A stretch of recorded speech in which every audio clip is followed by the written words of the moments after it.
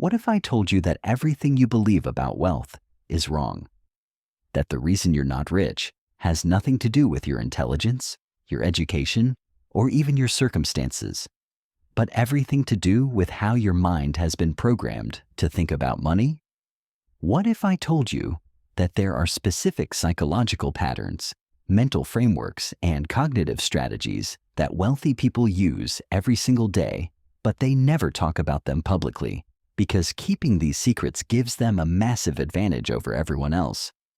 You see, there's a reason why the rich keep getting richer while the middle class stays stuck, spinning their wheels, working harder and harder, but never actually building real wealth. It's not because wealthy people are inherently smarter or more talented. It's because they think differently. They operate from a completely different psychological framework, one that most people never even know exists. The truth is, your relationship with money isn't about money at all. It's about psychology. It's about the unconscious beliefs, fears, and mental patterns that either propel you toward wealth or keep you trapped in financial mediocrity. And here's the thing that will blow your mind. These psychological patterns can be learned, rewired, and mastered by anyone willing to do the mental work. But here's why most people will never discover these secrets. The wealthy don't want you to know how they really think. They don't want you to understand the psychological games they play, the mental models they use, or the cognitive advantages they've developed. Because if everyone knew these strategies, if everyone understood the real psychology of wealth, then their advantage would disappear. So they keep these strategies hidden. They talk about hard work and persistence and following your passion, but they never reveal the deeper psychological principles that actually create wealth. They give you surface-level advice while operating from psychological frameworks that give them an unfair advantage in every financial decision they make. But today that changes. Today you're going to learn the psychological cheat codes that the wealthy use to build and maintain their fortunes. You're going to discover the mental patterns that separate the rich from everyone else, and more importantly, you're going to learn how to rewire your own mind to think like they do. By the time you finish listening to this, you will never think about money the same way again. You'll understand why you've been struggling financially, why your current strategies aren't working, and exactly what you need to change in your thinking to start building real wealth. This isn't about getting rich quick or finding some magic formula. This is about fundamental psychological transformation. Because here's the truth. Wealth isn't created by what you do. Wealth is created by how you think, and once you master the psychology of the wealthy, everything else becomes possible. Chapter 1. The Great Deception. Before we dive into the psychology of wealth, you need to understand something that will shock you. Everything you've been taught about money is designed to keep you poor. I know that sounds extreme, but stay with me, because once you see this pattern, you can never unsee it. From the moment you were born, you were programmed with beliefs about money that virtually guarantee you'll never build real wealth. These beliefs didn't come from evil conspirators in dark rooms. They came from well-meaning parents, teachers, and society itself. But the result is the same: a population of people who are psychologically programmed to stay financially average. Think about the messages you heard growing up. Money doesn't buy happiness. Money is the root of all evil. Rich people are greedy and selfish. You have to work hard for money. Money doesn't grow on trees. The love of money corrupts people. Rich people got lucky or inherited their wealth. You can't be spiritual and wealthy at the same time. Every single one of these beliefs creates psychological barriers to wealth. They program your subconscious mind to reject, sabotage, or feel guilty about pursuing financial success. And here's the insidious part. These beliefs feel virtuous. They make you feel like a good person for not caring about money, for not being greedy, for being content with less.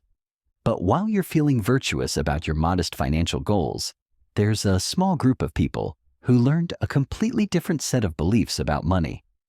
They learned that money is a tool for freedom and impact. They learned that wealth allows you to help more people and create more value in the world. They learned that financial success is not about greed, but about mastery, strategy, and psychological discipline. These people don't feel guilty about wanting wealth. They don't apologize for their success. They don't downplay their ambitions. And most importantly, they don't operate from the limiting beliefs that keep everyone else stuck. Now, here's where it gets really interesting. The wealthy don't just have different beliefs about money. They have different psychological patterns around risk, opportunity, time, and decision-making. They've developed cognitive frameworks that allow them to see possibilities where others see problems, to take calculated risks while others play it safe, and to think in decades while others think in days. But these psychological differences weren't innate. They were learned. And if they can be learned, they can be taught. That's exactly what we're going to do. The first thing you need to understand is that your current financial situation is not a reflection of your worth, your intelligence, or your potential. It's a reflection of your psychology. Change your psychology and you change your financial reality. It's that simple and that profound. But changing your psychology isn't easy because you're not just fighting against your own limiting beliefs. You're fighting against an entire system designed to keep you thinking small. Every advertisement telling you to buy things you don't need with money you don't have. Every news story about economic uncertainty designed to make you afraid to take risks. Every social message that equates wealth with moral corruption. The wealthy understand this psychological warfare, and they've developed immunity to it. They've learned to think independently, to filter out the noise, and to make decisions based on logic and opportunity, rather than fear and social conditioning. So before we go any further, you need to make a decision. Are you ready to question everything you believe about money? Are you ready to discover that some of your most cherished beliefs about wealth might be holding you back? Are you ready to think like the wealthy think, even if it means going against everything you've been taught? Because that's what it's going to take. The psychology of wealth isn't just different from what most people believe. It's often the complete opposite. Where most people see risk, the wealthy see opportunity. Where most people see problems, the wealthy see solutions. Where most people see limitations, the wealthy see possibilities. This isn't about becoming greedy or losing your values. This is about recognizing that your current financial beliefs might not be serving you, and being open to adopting new mental frameworks that actually create wealth rather than repel it. The wealthy don't want you to know these psychological principles because knowledge is power and financial knowledge is financial power. They prefer to keep these strategies within their own circles, passing them down through generations, while everyone else struggles with outdated and counterproductive beliefs about money. But you're not everyone else. You're here because you're ready to think differently. You're ready to learn the psychological cheat codes that create wealth. And once you master these mental frameworks, you'll wonder how you ever thought any other way. So let's begin with the most fundamental psychological difference between the wealthy and everyone else: their relationship with scarcity and abundance. Chapter 2: The Scarcity Prison. Right now, as you're listening to this, there's a war happening in your mind. It's a war between two fundamental ways of viewing the world: scarcity and abundance. And depending on which side wins this war, you will either build wealth or remain financially stuck for the rest of your life. Most people, without even realizing it, operate from a scarcity mindset. This isn't their fault. Scarcity thinking is programmed into us from childhood through evolutionary biology, social conditioning, and economic fear-mongering. But here's what most people don't understand. Scarcity thinking is the single greatest barrier to wealth creation. When you operate from scarcity, you believe there's not enough to go around. Not enough money, not enough opportunities, not enough success for everyone. This belief creates a psychological framework where you're constantly competing, hoarding, and playing defense rather than creating value and expanding possibilities. Scarcity thinking shows up in subtle but devastating ways. You negotiate harder to save a few dollars while missing opportunities to make thousands.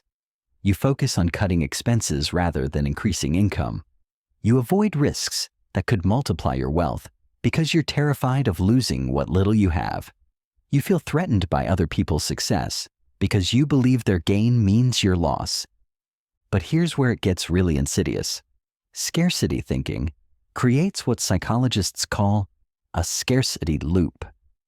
When you believe resources are limited, you make decisions based on fear rather than opportunity. These fear-based decisions typically lead to smaller results, which then confirm your belief that resources are indeed scarce. This creates more fear, more conservative decisions, and more limited results.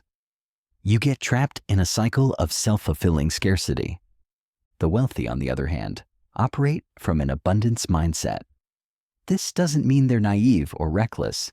It means they understand a fundamental truth about wealth creation. Money is not a finite resource. Wealth can be created, expanded, and multiplied. The economy is not a zero-sum game where someone has to lose for you to win. When you truly understand abundance thinking, everything changes. Instead of competing for a limited pie, you focus on making the pie bigger. Instead of hoarding money, you invest it to create more money. Instead of fearing other people's success, you study it and learn from it. Instead of playing defense with your finances, you play offense. But abundance thinking goes deeper than just believing there's enough money to go around.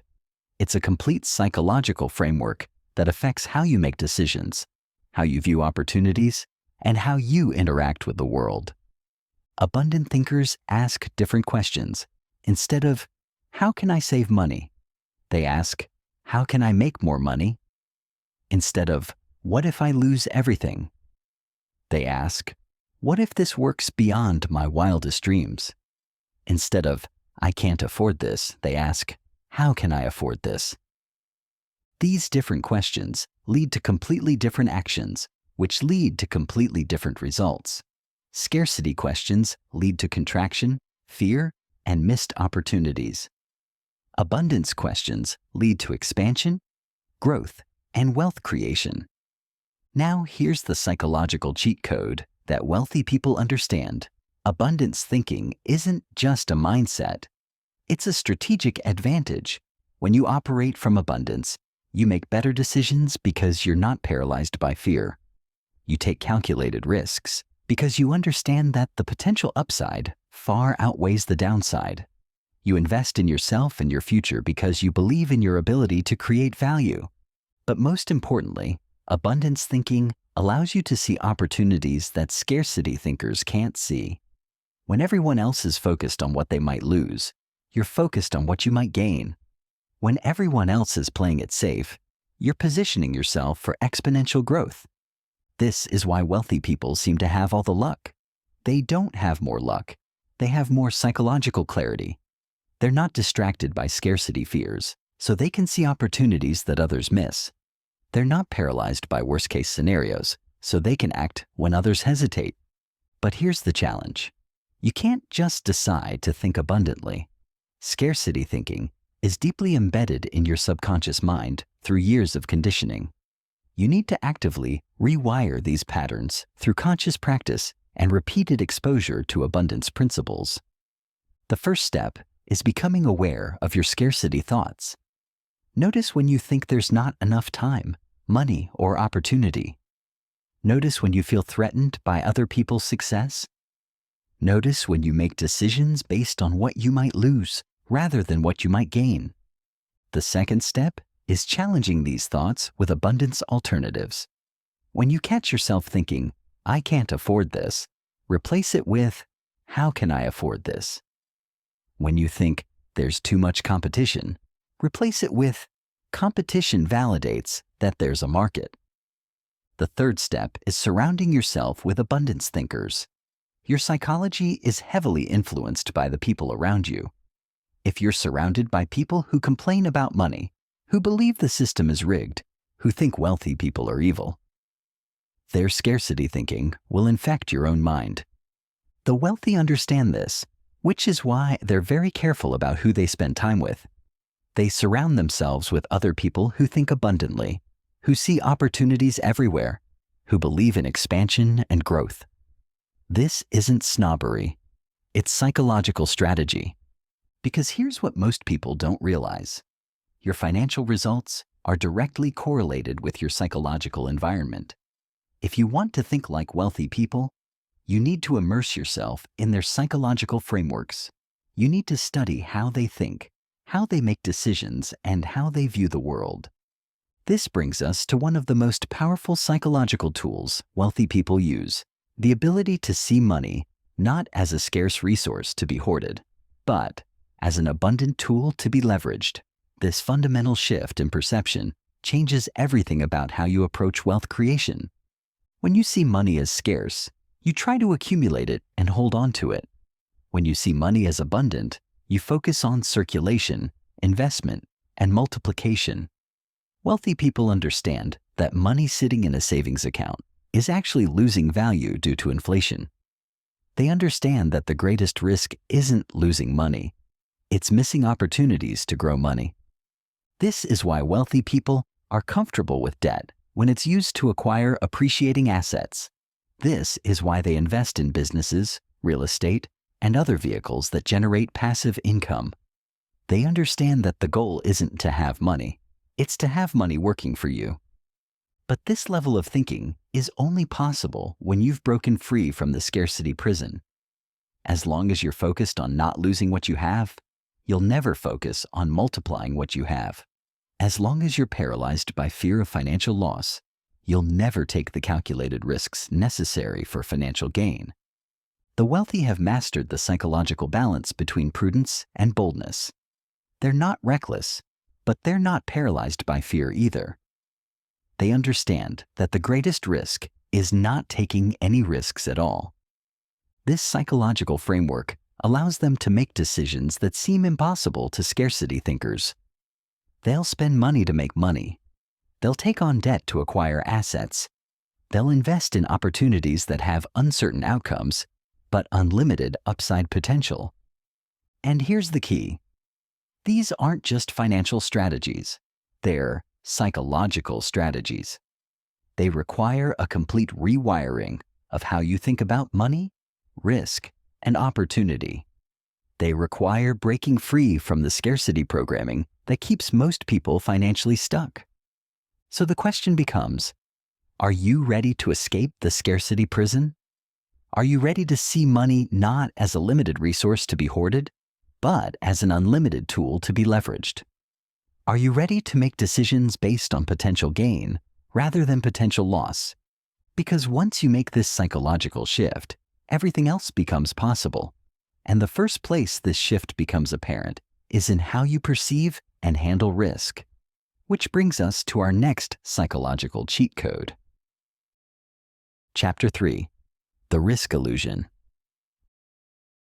If you want to understand the psychology of wealth, you need to understand how wealthy people think about risk, because their relationship with risk is completely different from what most people believe, and this difference is one of the most powerful psychological advantages they possess. Most people have been programmed to believe that risk equals danger. They've been taught that the safest path is the best path, that security should be prioritized over opportunity, and that taking risks is essentially gambling with your future. This programming creates a psychological framework where risk is the enemy, something to be avoided at all costs. But here's what the wealthy understand that others don't. The biggest risk is not taking any risks at all. In a world where inflation erodes the purchasing power of money, where technology disrupts entire industries overnight, where economic conditions change rapidly, playing it safe is actually the most dangerous strategy you can pursue. While most people are trying to avoid risk, wealthy people are trying to understand risk, calculate risk, and manage risk. They don't see risk as something to be eliminated. They see it as something to be leveraged for exponential returns. This fundamental difference in risk perception creates completely different life strategies. Average people work to minimize risk. They choose stable jobs, save money in low-interest accounts, avoid debt, and stick to proven paths. Wealthy people work to optimize risk. They choose opportunities with asymmetric risk-reward ratios. They leverage other people's money. They invest in appreciating assets. And they create multiple income streams. But here's where it gets psychologically fascinating. Most people's perception of risk is completely backwards. They think working for someone else is safer than working for themselves, but they have no control over layoffs or company failures. They think saving money is safer than investing it, but inflation guarantees their purchasing power will decrease over time. They think avoiding debt is safer than using debt strategically, but they miss opportunities to leverage other people's money for wealth creation. The wealthy have learned to distinguish between different types of risk. There's financial risk, which can be calculated and managed. There's opportunity risk, which is the cost of missing chances for growth. And there's systemic risk, which comes from relying on systems outside your control. Most people focus exclusively on financial risk, while ignoring opportunity risk and systemic risk. They're so afraid of losing money that they miss chances to make money.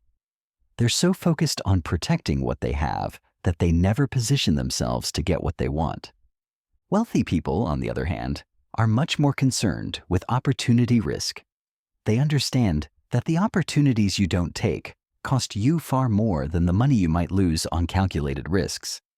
They'd rather take 10 calculated risks and have 7 fail than take no risks at all and miss the 3 that could have changed their lives. This creates a psychological phenomenon that separates the wealthy from everyone else. They become comfortable with uncertainty. While most people need guarantees before they'll act, wealthy people act despite uncertainty. They understand that uncertainty creates opportunity, and that the people willing to act without guarantees are the ones who capture the greatest rewards. But this comfort with uncertainty isn't recklessness. It's based on a sophisticated understanding of probability, diversification, and risk management. Wealthy people don't take stupid risks. They take calculated risks with asymmetric reward potential. An asymmetric risk is one where the potential upside far exceeds the potential downside. For example, starting a business might cost you $10,000 and a year of your time, but if it succeeds, it could generate millions in value. The risk is limited and quantifiable, but the reward is potentially unlimited. Wealthy people actively seek out asymmetric risk opportunities while most people avoid them. This is because wealthy people have trained themselves to focus on potential rewards, while most people focus on potential losses. This difference in focus creates completely different decision-making patterns. When a wealthy person evaluates an opportunity, they ask, what's the best case scenario? What's the worst case scenario? Can I handle the worst case? Is the best case worth the risk? When an average person evaluates the same opportunity, they focus almost exclusively on what could go wrong, what they might lose, and all the reasons why it might not work. This psychological difference in focus determines everything. Where you focus your attention determines what you see, what you feel, and ultimately what you do. Focus on what you might lose, and you'll be paralyzed by fear. Focus on what you might gain, and you'll be motivated by possibility. But the psychology of risk goes even deeper than this. Wealthy people understand something that most people never learn. Your comfort zone is your danger zone. Every day you stay in your comfort zone is a day you're not growing, not learning, and not positioning yourself for greater success. The psychological concept of homeostasis explains why most people resist change and avoid risk. Your brain is wired to maintain the status quo, to keep you safe and comfortable, even if safe and comfortable means financially struggling. Your subconscious mind would rather keep you in familiar misery than push you toward unfamiliar opportunity. Wealthy people have learned to override this psychological programming. They've trained themselves to become comfortable with discomfort. to seek out challenges rather than avoid them, and to view uncertainty as opportunity rather than threat. This requires a complete rewiring of your relationship with failure. Most people are terrified of failure because they see it as evidence of their inadequacy. Wealthy people see failure as education, as market feedback, and as a necessary step towards success. This psychological reframe changes everything. When you're not afraid of failure, you're not afraid of risk. When you see failure as learning rather than losing, you're willing to experiment, to try new approaches, and to take calculated chances that others won't take. The wealthy have also learned to distinguish between reversible and irreversible risks. A reversible risk is one where you can go back to where you started if things don't work out. An irreversible risk is one where failure means permanent loss. Most people treat all risks as irreversible, which paralyzes them from taking action. Wealthy people focus on taking reversible risks with unlimited upside potential. They'll quit their job to start a business because they know they can always get another job if the business fails. They'll invest money in opportunities because they know they can always make more money if the investment doesn't work out. This psychological framework allows them to act boldly while most people act cautiously. And in a rapidly changing world, bold action creates wealth, while cautious action maintains mediocrity. But perhaps the most important aspect of how wealthy people think about risk is that they don't try to eliminate it. They try to transfer it. They use insurance to transfer personal risk. They use corporations to transfer business risk. They use other people's money to transfer investment risk. They use systems and processes to transfer operational risk. This risk transfer strategy allows them to take larger positions and pursue bigger opportunities than they could if they were bearing all the risk themselves. It's a sophisticated form of leverage that multiplies their capacity for wealth creation. Most people, on the other hand, try to bear all the risk themselves. They use their own money for everything. They personally guarantee their business debts, and they try to control every aspect of their financial lives. This approach feels safer, but it actually limits their capacity for wealth creation and exposes them to greater long-term risk. The psychological shift required to think about risk like wealthy people is profound. It requires moving from a fear-based mindset to an opportunity-based mindset. It requires developing comfort with uncertainty and discomfort with stagnation. It requires seeing failure as education rather than evidence of inadequacy. But most importantly, it requires understanding that in a rapidly changing world, the greatest risk is not changing with it. The greatest risk is staying the same while everything around you evolves. The greatest risk is playing it safe while others are positioning themselves for exponential growth. This brings us to one of the most powerful psychological tools wealthy people use to manage risk and create wealth, the concept of calculated speculation, which leads us to our next psychological cheat code. Chapter 4. The Leverage Mindset. Here's a truth that will fundamentally change how you think about wealth creation. Every wealthy person understands leverage, while most poor and middle-class people are terrified of it. This isn't just a financial difference. It's a psychological difference that separates those who build wealth from those who struggle financially their entire lives. When most people hear the word leverage, they think debt, and when they think debt, they feel fear. They've been programmed to believe that debt is bad, that owing money is dangerous, and that financial independence means owing nothing to anyone. This programming creates a psychological prison that keeps them trapped in their own limited resources. But wealthy people understand that leverage isn't about debt. It's about multiplication. Leverage is any tool, strategy, or resource that allows you to achieve more with less personal effort, time, or money. And once you master the psychology of leverage, you'll understand why the wealthy keep getting wealthier while others struggle to get ahead. There are several types of leverage that wealthy people use systematically, and each one requires a specific psychological framework to master. The first type is financial leverage, which means using other people's money to acquire assets or fund opportunities. Most people are terrified of this concept because they focus on what they owe rather than what they own. They see debt as a burden rather than a tool. Wealthy people have a completely different psychological relationship with debt. They distinguish between good debt and bad debt. Bad debt is money borrowed to buy depreciating assets or consumption items. Good debt is money borrowed to acquire appreciating assets or income-generating opportunities. When a wealthy person borrows money to buy rental real estate, they're not thinking about the debt. They're thinking about the asset. They understand that if they buy the right property at the right price with the right financing terms, the asset will generate enough income to service the debt while appreciating in value over time. The debt becomes a tool for wealth creation rather than a source of financial stress.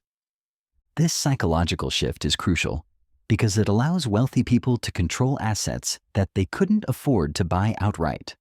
A person with $100,000 can either buy one property for cash or use that money as down payments to control 5 properties with financing. The leveraged approach creates 5 times the potential for income generation and appreciation. But financial leverage requires psychological discipline.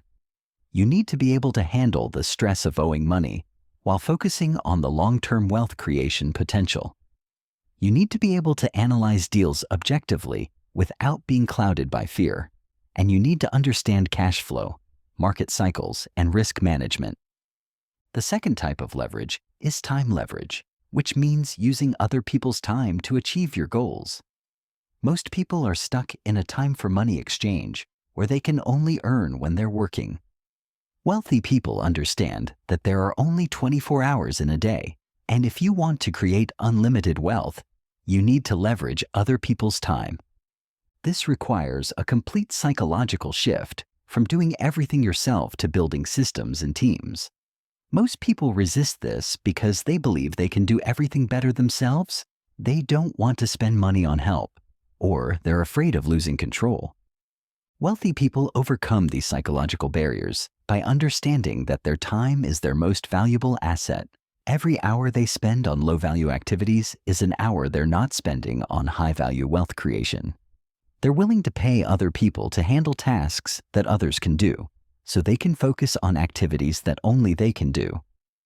This creates a multiplication effect where their efforts generate exponentially more results.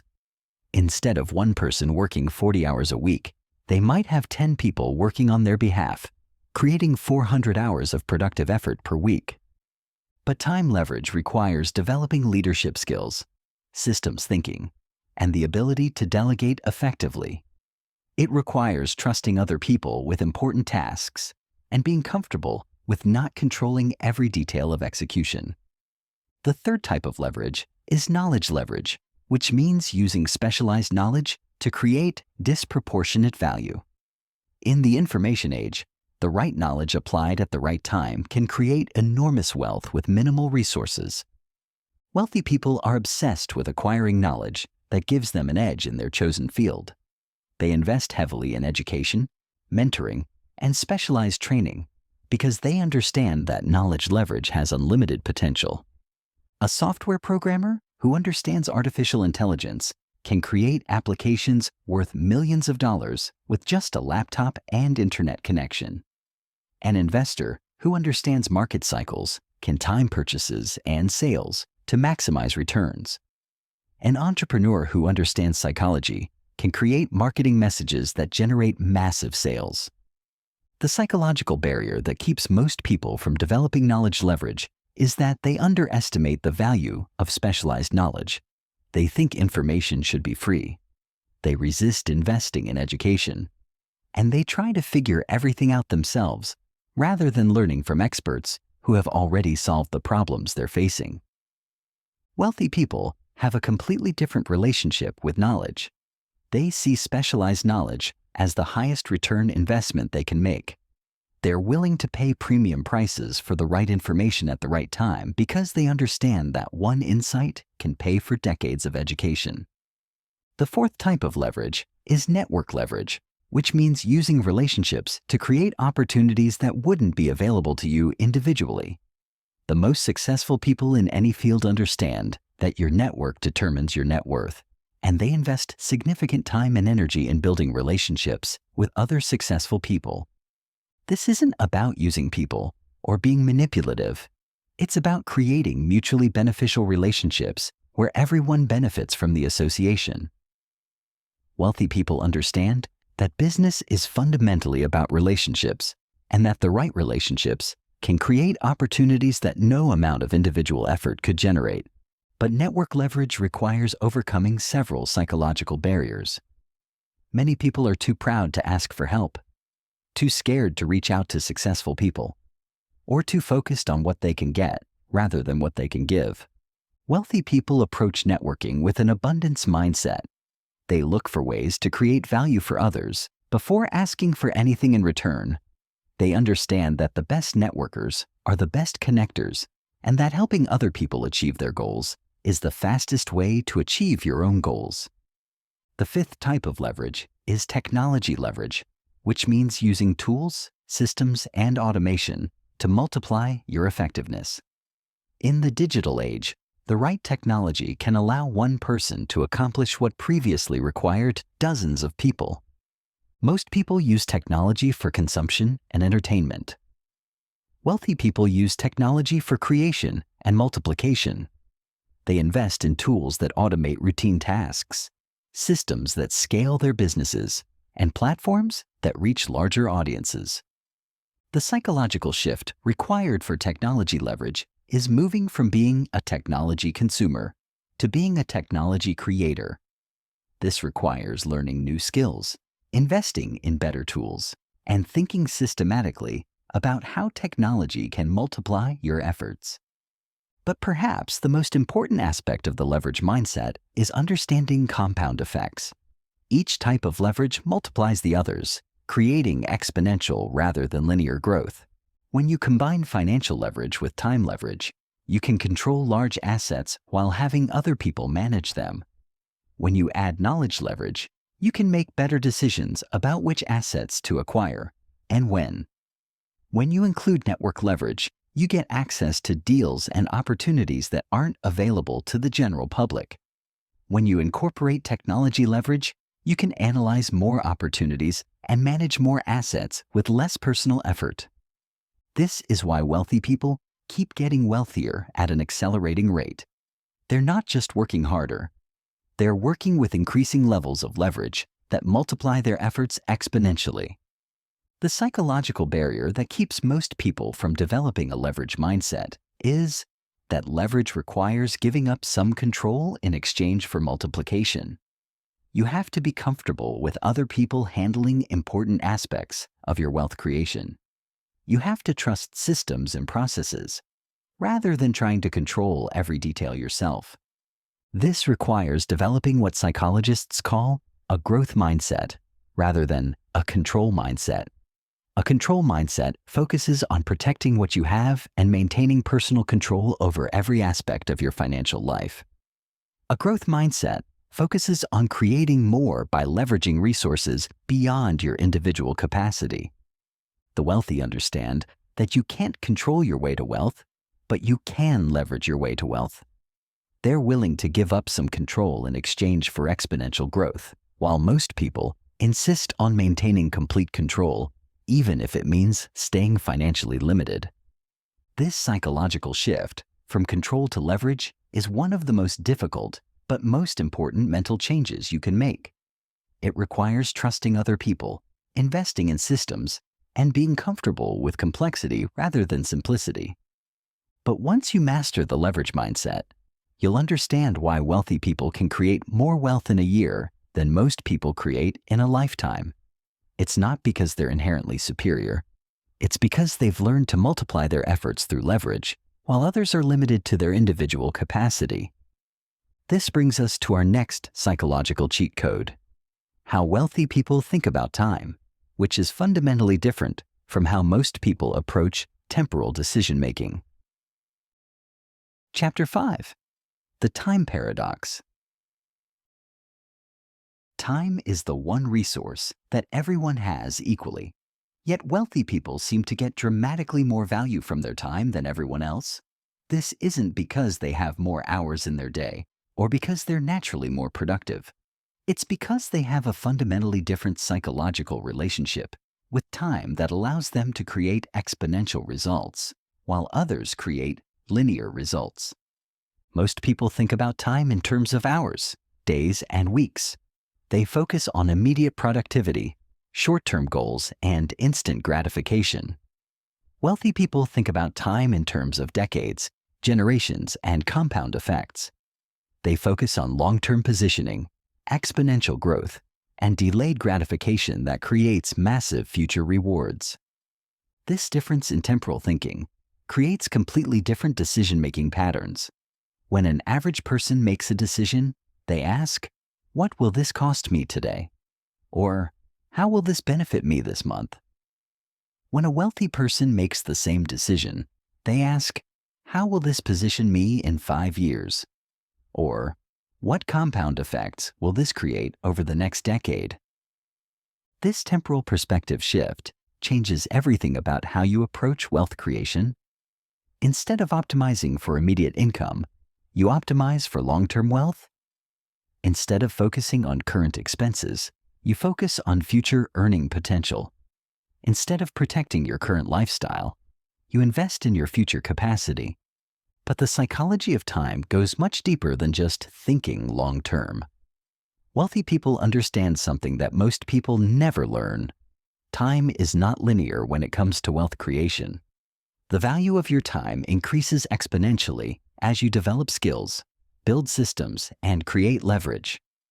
When you're starting out, your time might be worth $20 an hour, but as you develop expertise, build a reputation, and create systems, your time might become worth $200 an hour, then $2,000 an hour, and eventually, if you build the right systems, your wealth can grow even when you're not working at all. This understanding creates a completely different approach to time allocation. Instead of trying to fill every hour with productive activity, wealthy people focus on activities that increase the future value of their time.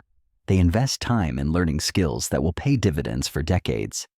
They build relationships that will create opportunities for years. They develop systems that will generate income without their ongoing involvement. Most people, on the other hand, are trapped in what psychologists call temporal myopia. They can only see the immediate consequences of their actions. They choose activities based on immediate rewards rather than long-term value creation. They work for immediate income rather than investing time in activities that could create passive income streams. This temporal myopia is reinforced by modern society, which is designed around instant gratification. Social media gives you immediate dopamine hits. Consumer culture encourages immediate purchases. The employment system pays you for immediate productivity rather than long-term value creation.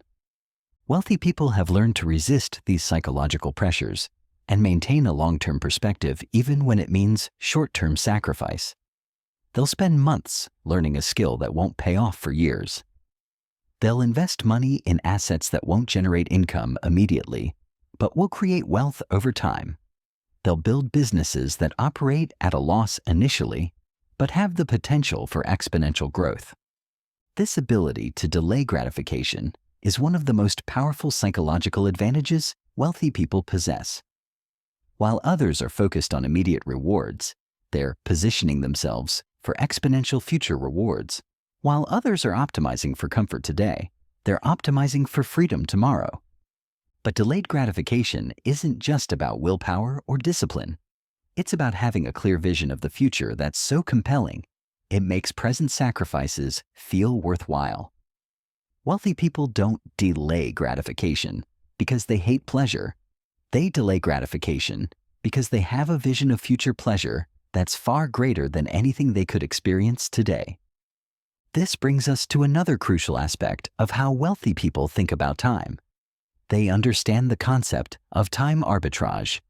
While most people think about trading time for money, wealthy people think about investing time to create systems that generate money without additional time investment. A wealthy person might spend 6 months building a business system that generates passive income for decades. An average person sees this as 6 months of unpaid work. A wealthy person sees this as trading 6 months of time for decades of freedom. This psychological framework allows wealthy people to make investments in time that others won't make. They'll spend years learning about real estate so they can make better investment decisions. They'll invest months in building relationships that could lead to business opportunities. They'll dedicate time to understanding market cycles so they can time their investments more effectively. The compound effect of these time investments creates what wealthy people call earning while sleeping. Once you've built the right systems, developed the right skills, and established the right relationships, your wealth can grow without your active involvement. Your money works for you instead of you working for money. But achieving this requires a fundamental psychological shift in how you value different types of activities. Most people value activities based on immediate income generation. Wealthy people value activities based on long-term wealth creation potential. This means wealthy people will often choose activities that generate no immediate income but have unlimited long-term potential over activities that generate immediate income but have limited long-term potential. They'll choose to build a business over working for someone else, even if the business generates less income initially. They'll choose to invest in appreciating assets over spending money on depreciating purchases, even if the assets don't provide immediate enjoyment. This temporal arbitrage creates an interesting psychological phenomenon. Wealthy people often appear less productive in the short term, but dramatically more productive in the long term. While others are busy with activities that generate immediate results, wealthy people are building foundations for exponential future results. The psychological challenge is that this approach requires tolerance for uncertainty and delayed feedback. When you're building long-term wealth, you often don't know if your strategies are working until years later. You have to maintain confidence in your approach, despite lack of immediate validation. This is why wealthy people develop what psychologists call process confidence, rather than outcome dependence. They focus on following proven processes, rather than obsessing over immediate outcomes. They trust that if they consistently apply the right strategies over time, the results will eventually compound into significant wealth. Another crucial aspect of how wealthy people think about time is that they understand the concept of time scarcity at a psychological level. While everyone has the same 24 hours, wealthy people act as if their time is extremely valuable because they know it is. This creates a psychological urgency that drives them to optimize every aspect of their time usage. They're ruthless about eliminating time-wasting activities. They delegate tasks that others can do so they can focus on activities that only they can do. They systemize repetitive processes so they don't have to spend time on routine decisions. They invest in tools and technology that save time even if they cost money up front. This time optimization isn't about being busy or stressed. It's about being intentional with time allocation so that more time can be spent on high-value activities or personal enjoyment. Wealthy people often have more free time than average people because they've systematized and delegated the routine aspects of their lives. The psychological principle underlying this approach is that time is your most valuable asset because it's the only asset you can't replace. Money can be earned, relationships can be rebuilt, and skills can be learned, but time that's wasted is gone forever. This understanding creates a different emotional relationship with time. Instead of feeling like they have unlimited time to figure things out, wealthy people feel a sense of urgency about maximizing the value of their time. Instead of procrastinating on important decisions, they act quickly when they identify valuable opportunities. But perhaps the most important aspect of how wealthy people think about time is that they understand generational thinking. They don't just think about creating wealth for themselves. They think about creating systems and assets that will benefit their children and grandchildren.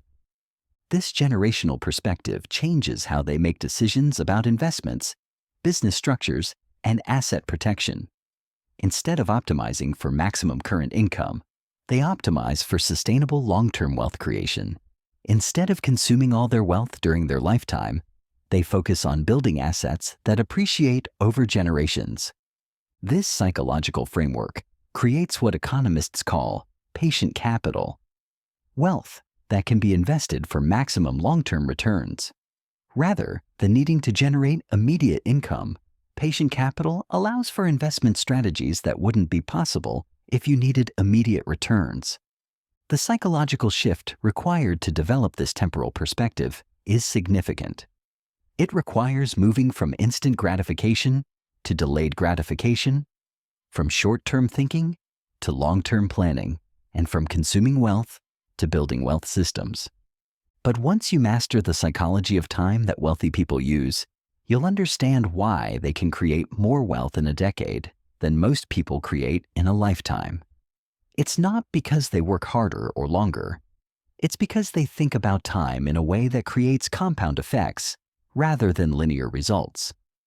This brings us to one of the most powerful psychological frameworks wealthy people use, compound thinking, which applies the principle of compound interest to every aspect of wealth creation.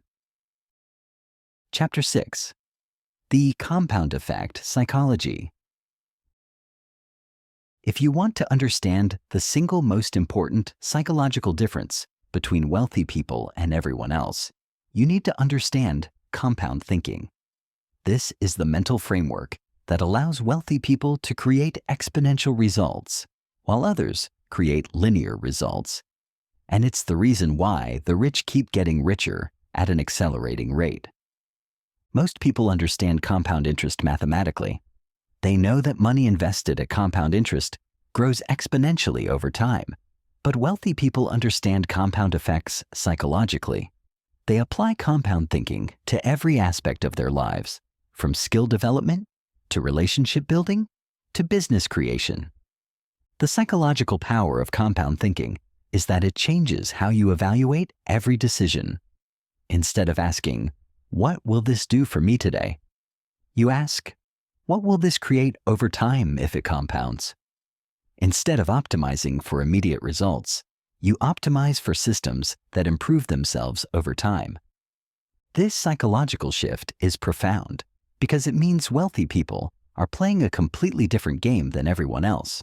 While others are focused on linear improvements and immediate results, wealthy people are focused on creating positive feedback loops that accelerate over time. A positive feedback loop is a system where the results of an action create conditions that make future similar actions more effective. Wealthy people actively seek out and create these feedback loops in every area of their financial lives. For example, when a wealthy person builds a business, they're not just thinking about the immediate income the business generates. They're thinking about how the business builds their reputation, develops their skills, creates new relationships, and positions them for even better opportunities in the future. Each success builds on previous successes, creating acceleration rather than just accumulation. When they invest in real estate, they're not just thinking about the rental income and appreciation. They're thinking about how each property teaches them more about real estate markets, builds relationships with agents and contractors, improves their financing capabilities, and positions them to identify and acquire better properties in the future. When they develop a skill, they're not just thinking about the immediate application of that skill. They're thinking about how that skill will open new opportunities, create new income streams, allow them to serve higher value clients, and provide a foundation for developing even more valuable skills. This compound thinking creates what psychologists call success spirals, positive momentum that builds on itself and accelerates over time. The more successful you become, the more opportunities you attract. The more valuable skills you develop, the faster you can develop additional skills. The more wealth you accumulate, the more investment opportunities become available to you. But compound thinking isn't just about positive results. It's also about understanding compound costs. Wealthy people understand that negative patterns also compound over time, which is why they're ruthless about eliminating behaviors, relationships, and investments that create negative compound effects. When an average person has a bad habit, they focus on the immediate cost of that habit. When a wealthy person identifies a bad habit, they calculate the compound cost over time, which is always dramatically higher than the immediate cost. This understanding creates urgency around eliminating negative patterns before they compound into major problems. For example, if you spend $10 a day on coffee, the immediate cost is $300 per month. But if you invest that money in appreciating assets over 30 years, the compound cost could be hundreds of thousands of dollars. Wealthy people make these calculations instinctively, which is why they're willing to make short-term sacrifices for long-term wealth. The psychological challenge with compound thinking is that compound effects are invisible in the short term, but dramatic in the long term. This creates what researchers call the compound gap, the period where you're applying compound strategies but not yet seeing compound results. During the compound gap, it appears that compound strategies aren't working. Linear strategies produce immediate visible results, while compound strategies appear to produce no results at all. This is why most people abandon compound strategies before they have time to work. Wealthy people have learned to psychologically navigate the compound gap by developing what we call compound faith, the ability to continue applying compound strategies even when you can't see the results yet. This requires a deep understanding of how compound effects work and unwavering confidence in the process. Compound faith is developed through education, experience, and surrounding yourself with other people who understand compound effects. The more you understand the mathematics and psychology of compounding, the easier it becomes to maintain compound behaviors during the gap period. But compound thinking goes beyond just understanding compound effects. It's about actively designing your life to maximize compound benefits. This means choosing activities, relationships, and investments not just for their immediate benefits, but for their potential to create positive feedback loops over time. Wealthy people ask different questions when evaluating opportunities. How could this compound over time? What positive feedback loops could this create? How could success in this area accelerate success in other areas? What systems could I build around this opportunity to maximize compound effects? These questions lead to different choices. Instead of choosing the highest paying job, you might choose the job with the best learning opportunities. Instead of investing all your money in the highest return investment, you might diversify into investments that create different types of compound benefits. Instead of networking just for immediate business opportunities, you might focus on building relationships that could compound over decades. This compound approach to decision-making requires psychological discipline because compound strategies often require short-term sacrifices for long-term benefits. You have to be willing to accept lower immediate returns in exchange for higher compound returns. You have to resist the temptation to optimize for immediate gratification when long-term optimization would create better results. The psychological principle underlying compound thinking is delayed gratification, but it's delayed gratification with a sophisticated understanding of how small actions compound into massive results over time. It's not just about waiting for results. It's about understanding how to create systems that generate accelerating results. One of the most powerful applications of compound thinking is in skill development. Most people try to learn skills for immediate application. Wealthy people develop skills that compound, skills that make other skills easier to learn, skills that create opportunities for developing additional skills, and skills that become more valuable over time. For example, learning to read financial statements isn't just about understanding one company's finances. It's a skill that compounds because it helps you evaluate any investment opportunity, understand any business model, and identify financial patterns across entire industries. Each financial statement you analyze makes you better at analyzing all future financial statements. Similarly, developing negotiation skills doesn't just help you in one negotiation. It's a skill that compounds because it improves every business interaction, increases your confidence in all future negotiations, and creates better outcomes that position you for even better opportunities. Wealthy people actively seek out these compound skills, skills that create leverage across multiple areas of their lives. Instead of developing narrow specializations, they develop broad capabilities that enhance everything else they do. This compound approach to skill development creates what researchers call skill stacking, the combination of multiple compound skills that create exponential rather than additive benefits. A person who develops skills in sales, marketing, finance, and psychology doesn't just have 4 separate skills. They have a combination that's exponentially more valuable than the sum of its parts. The psychological framework that enables compound thinking is what we call systems thinking, rather than event thinking. Event thinking focuses on individual outcomes and immediate results. Systems thinking focuses on the processes that create outcomes and the patterns that generate results over time. When something good happens to a person with event thinking, they feel lucky. When something good happens to a person with systems thinking, they analyze what system created that result and how they can optimize that system to create better results more consistently. When something bad happens to a person with event thinking, they feel unlucky or blame external circumstances. When something bad happens to a person with systems thinking, they look for the systematic causes and modify their systems to prevent similar problems in the future.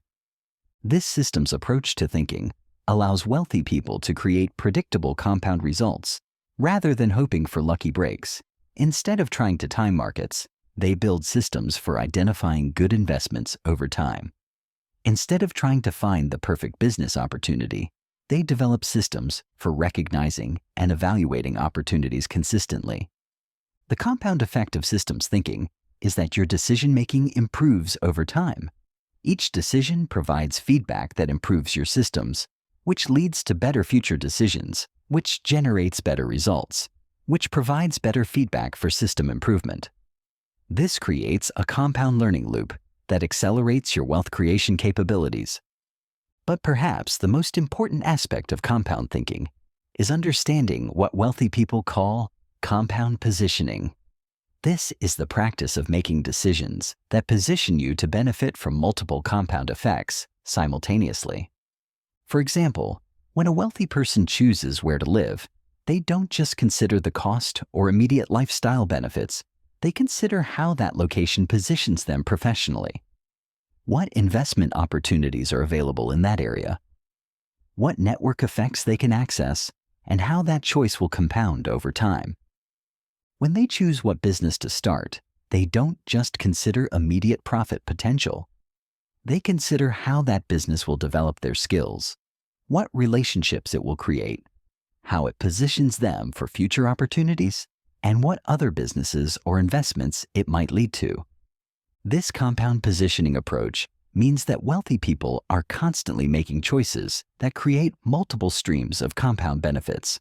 Every decision is evaluated not just for its direct benefits, but for its potential to accelerate other areas of their wealth creation.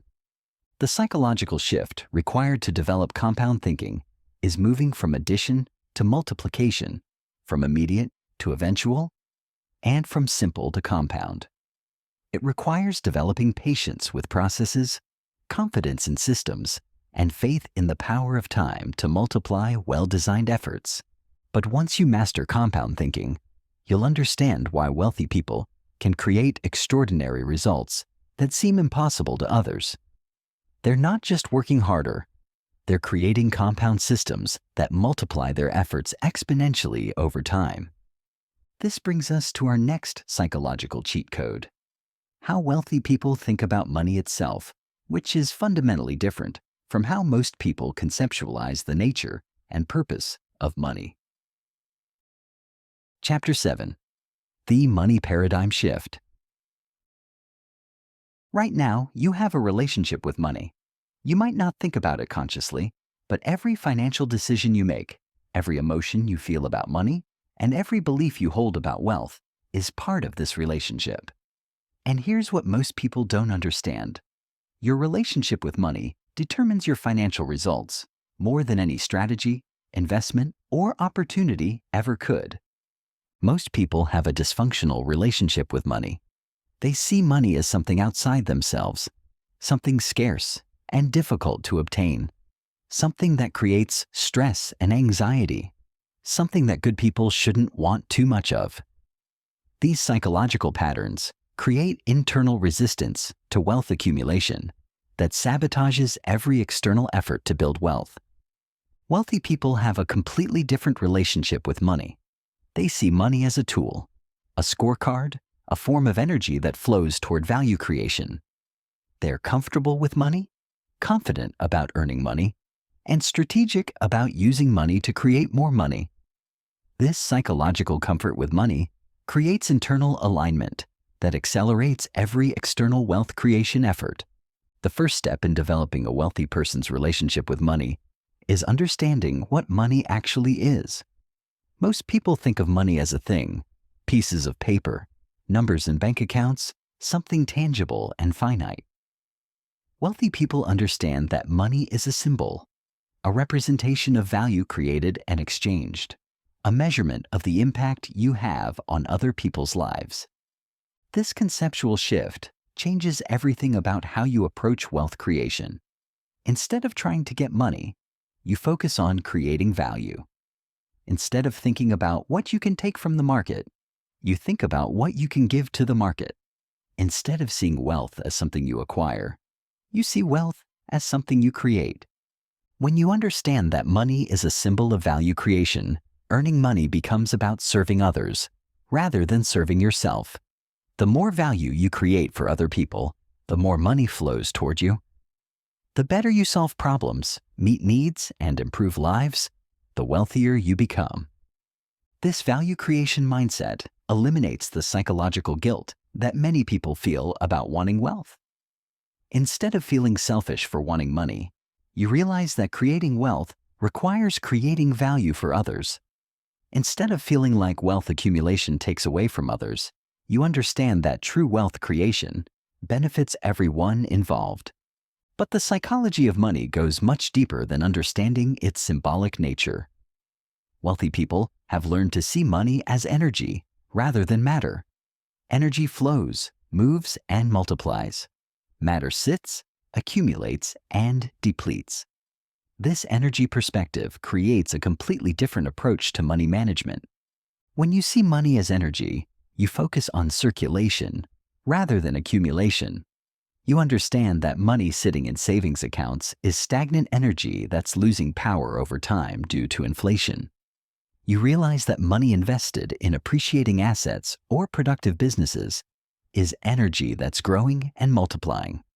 This energy perspective also changes how you think about spending money. Instead of seeing every expenditure as a loss, you evaluate whether each expenditure creates more energy than it consumes. Spending money on education, tools, or opportunities that increase your earning capacity becomes energy multiplication rather than energy depletion. Wealthy people apply this energy thinking to every financial decision. They ask, does this expenditure create more financial energy than it consumes?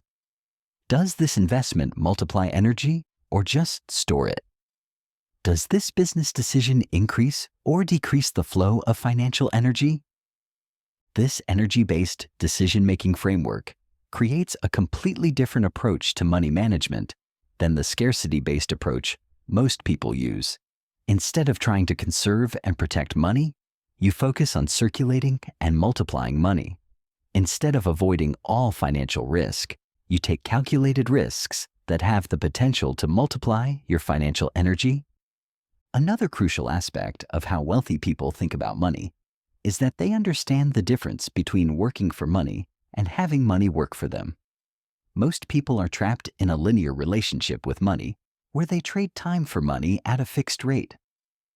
Wealthy people create exponential relationships with money where their wealth generates additional wealth without their direct involvement. This requires a fundamental psychological shift from being an employee of money to being an employer of money. Instead of serving money by working for it, you make money serve you by putting it to work, generating returns. But this shift requires developing comfort with complexity rather than simplicity. Having money work for you means understanding investments, business systems, market dynamics, and financial instruments. Most people avoid this complexity and stick to simple strategies that provide security but limited growth. Wealthy people embrace this complexity because they understand that complexity creates opportunity. The more sophisticated your understanding of money and markets, the more opportunities you can identify and capitalize on. The willingness to learn complex financial concepts becomes a competitive advantage that creates wealth over time. This brings us to one of the most important psychological differences in how wealthy people think about money. They see money as infinite rather than finite. Most people operate from the assumption that there's only so much money to go around, which creates competition, hoarding, and zero-sum thinking. Wealthy people understand that money is created, not just distributed. Every time someone solves a problem, creates value, or improves efficiency, new wealth is created. The economy is not a fixed pie where someone has to lose for you to win. It's an expanding system where value creation benefits everyone. This infinite money mindset creates completely different behaviors. Instead of competing for existing money, you focus on creating new money through value creation. Instead of trying to take market share from competitors, you focus on expanding the total market. Instead of hoarding money out of fear of scarcity, you invest money to create abundance. The psychological power of the infinite money mindset is that it eliminates the guilt, fear, and competition that plague most people's relationship with money. You don't have to feel bad about wanting wealth because your wealth creation doesn't take away from others. You don't have to fear losing money because you understand how to create more money. You don't have to compete destructively because you're focused on value creation rather than value capture. But perhaps the most sophisticated aspect of how wealthy people think about money is that they understand money as a measuring system rather than a goal system. Money becomes a way to measure the value you're creating, the impact you're having, and the effectiveness of your strategies, but it's not the ultimate objective. This measuring system perspective prevents the psychological trap that destroys many people's relationship with money, making money the end goal rather than a means to an end. When money becomes the goal, you start making decisions that optimize for money accumulation rather than value creation, which paradoxically makes it harder to create sustainable wealth. Wealthy people keep money in perspective by maintaining clarity about what money enables, rather than worshiping money itself. Money enables freedom, security, impact, and options, but it's not valuable in itself. This perspective prevents the psychological distortions that come from making money your identity or your primary source of self-worth.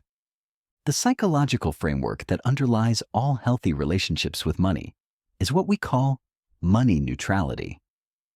This means seeing money as neither good nor evil, neither something to be pursued obsessively, nor something to be avoided guiltily. Money is simply a tool, and like any tool, its value depends on how skillfully and ethically you use it.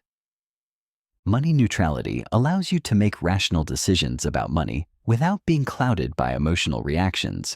You can pursue wealth creation strategies without guilt or fear. You can take calculated risks without being paralyzed by potential losses.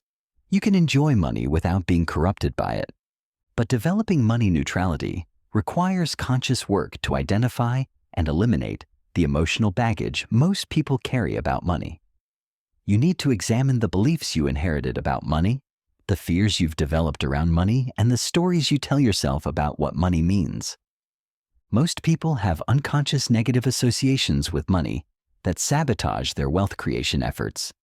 They believe that wanting money makes them greedy, that having money makes them selfish, that pursuing wealth corrupts their values, or that rich people are inherently bad people. These negative associations create internal resistance to wealth accumulation. Even when you consciously want to build wealth, your subconscious mind will sabotage your efforts if it believes that wealth is inconsistent with being a good person. Wealthy people have learned to eliminate these negative associations by developing a more sophisticated understanding of the relationship between money and morality. They understand that money amplifies who you already are, rather than changing who you are. Good people with money become more generous, more impactful, and more capable of helping others. Bad people with money become more dangerous, but the money doesn't make them bad. This understanding allows wealthy people to pursue wealth creation without moral conflict.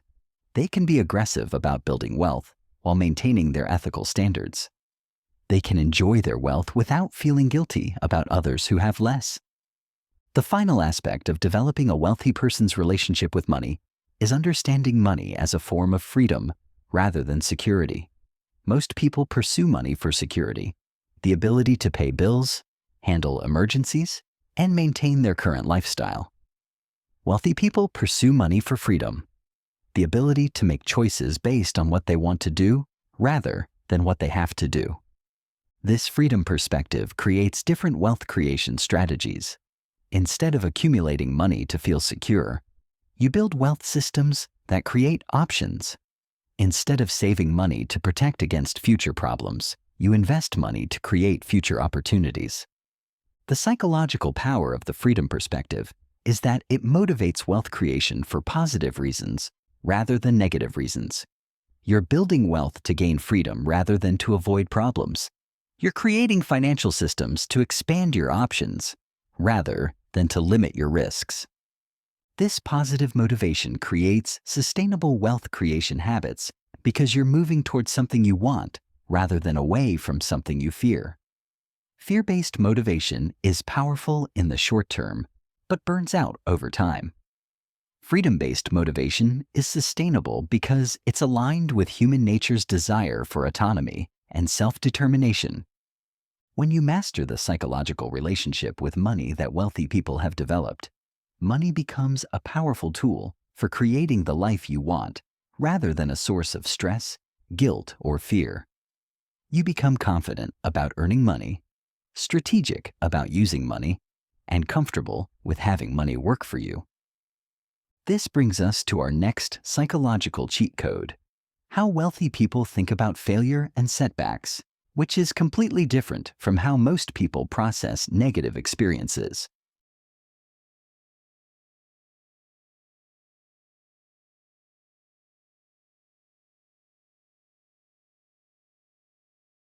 Chapter 8. The Failure Reframe. If you want to understand one of the most powerful psychological advantages wealthy people possess, you need to understand their relationship with failure. While most people are paralyzed by the fear of failure, wealthy people have learned to see failure as education, feedback, and opportunity. This fundamental difference in how they process setbacks is one of the most important factors in their ability to create wealth consistently. Most people have been programmed to see failure as evidence of inadequacy. From childhood, they're taught that failure means they're not smart enough, not talented enough, or not worthy enough. This programming creates a psychological framework where failure becomes an identity threat rather than a learning opportunity. When most people experience a business failure, investment loss, or financial setback, they internalize it as proof that they're not cut out for wealth creation. They use the failure as evidence that they should stick to safer, more conservative approaches. They let one setback prevent them from taking future risks that could lead to greater success. Wealthy people have a completely different psychological relationship with failure. They see failure as tuition paid to the University of Real-World Education. They understand that every failure contains valuable information that can improve their future decision-making. They view setbacks as market feedback rather than personal inadequacy. This reframe is psychologically powerful because it eliminates the emotional devastation that comes with failure. Instead of feeling shame, inadequacy, or despair when something doesn't work out. They feel curiosity, determination, and even excitement about what they can learn from the experience. But this isn't just positive thinking or psychological denial. Wealthy people have learned to extract maximum value from their failures through systematic analysis and integration. They don't just bounce back from failures. They use failures to become stronger, smarter, and more effective. When a wealthy person experiences a business failure, they conduct what we call a failure autopsy. They analyze every aspect of what went wrong, what assumptions were incorrect, what market signals they missed, what skills they need to develop, what systems failed, and what they would do differently with the same opportunity. This systematic analysis transforms failure from an emotional experience into an educational experience. Instead of dwelling on what they lost, they focus on what they learned. Instead of regretting the experience, they integrate the lessons into their future decision-making frameworks. The psychological principle underlying this approach is what researchers call growth mindset versus fixed mindset. People with a fixed mindset believe their abilities are static and failure indicates fundamental limitations. People with a growth mindset believe their abilities can be developed and failure indicates areas for improvement. Wealthy people operate from an extreme growth mindset. They don't just believe they can improve. They actively seek out experiences that challenge their current capabilities and potentially lead to failure. They understand that the fastest way to develop new capabilities is to attempt things that are currently beyond their skill level. This creates a psychological phenomenon that separates wealthy people from everyone else. They become comfortable with discomfort. While most people avoid situations where they might fail, wealthy people actively seek out situations where failure is possible because that's where the greatest learning and growth opportunities exist.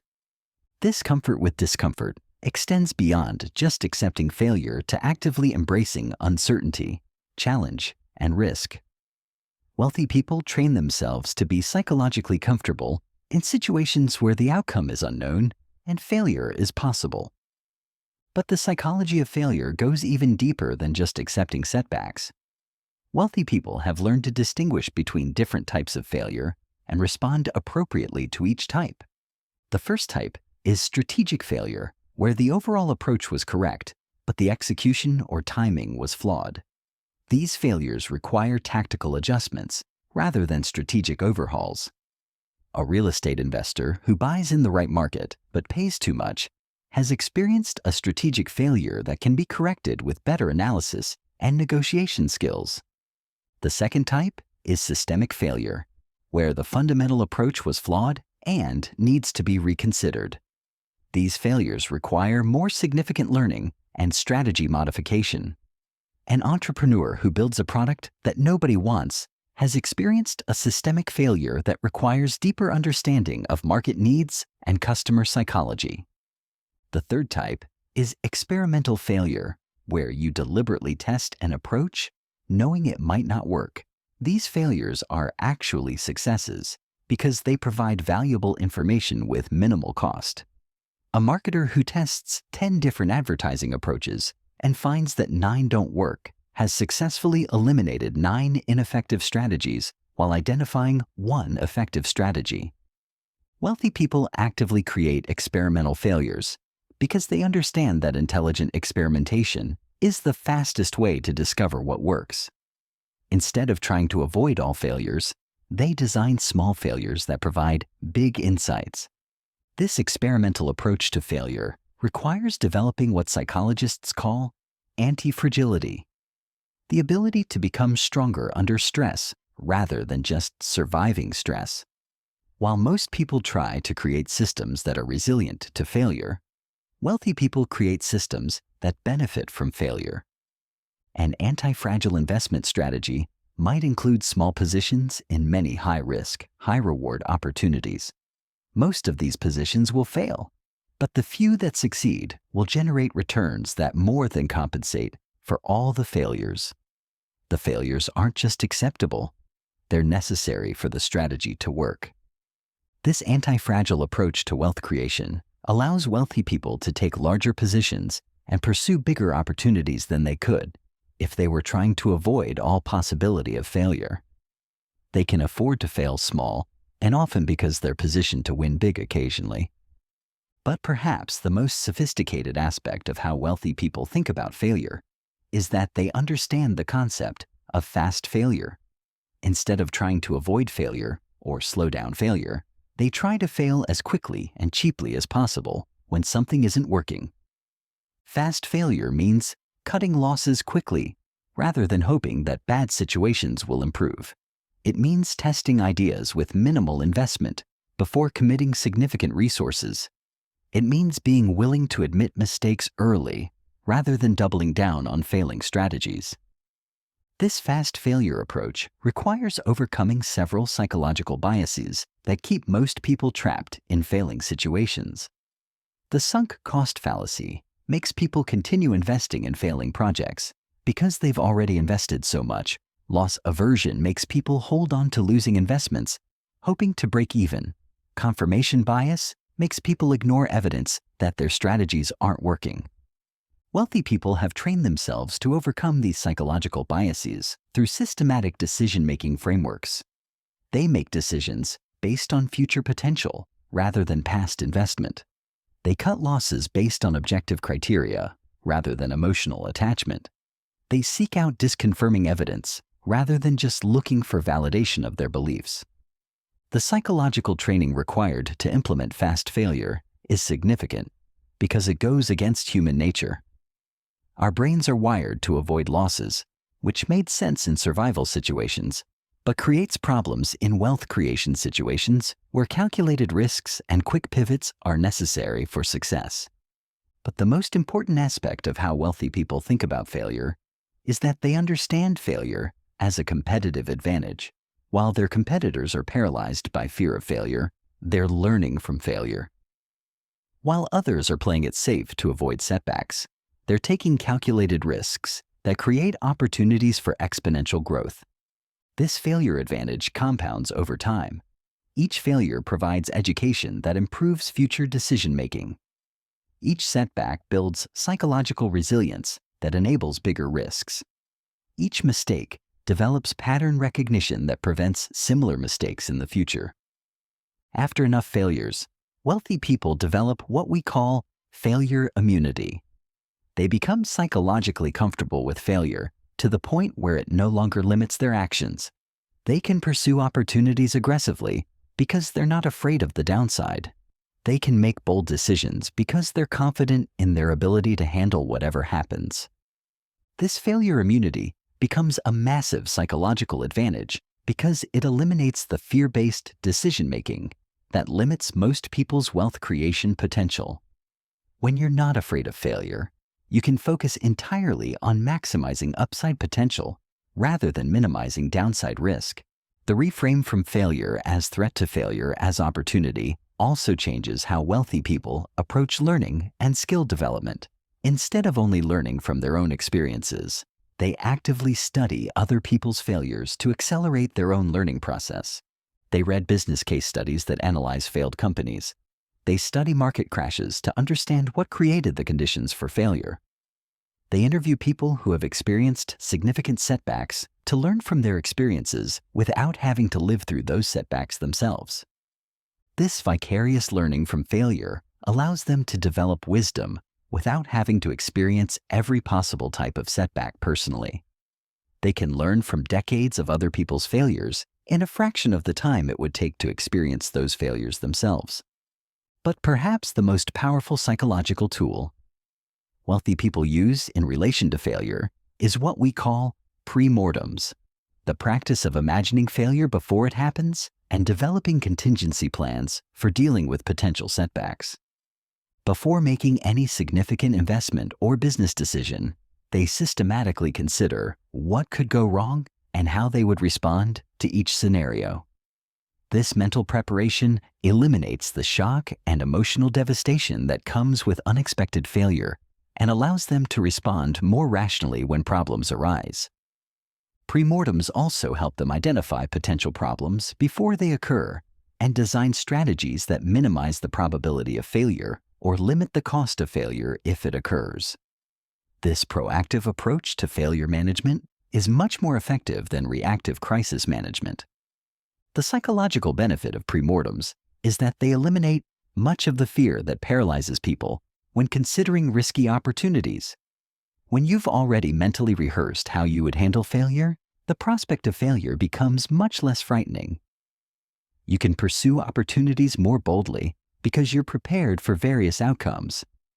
When you master the psychological relationship with failure that wealthy people have developed, failure becomes a tool for wealth creation rather than a barrier to wealth creation.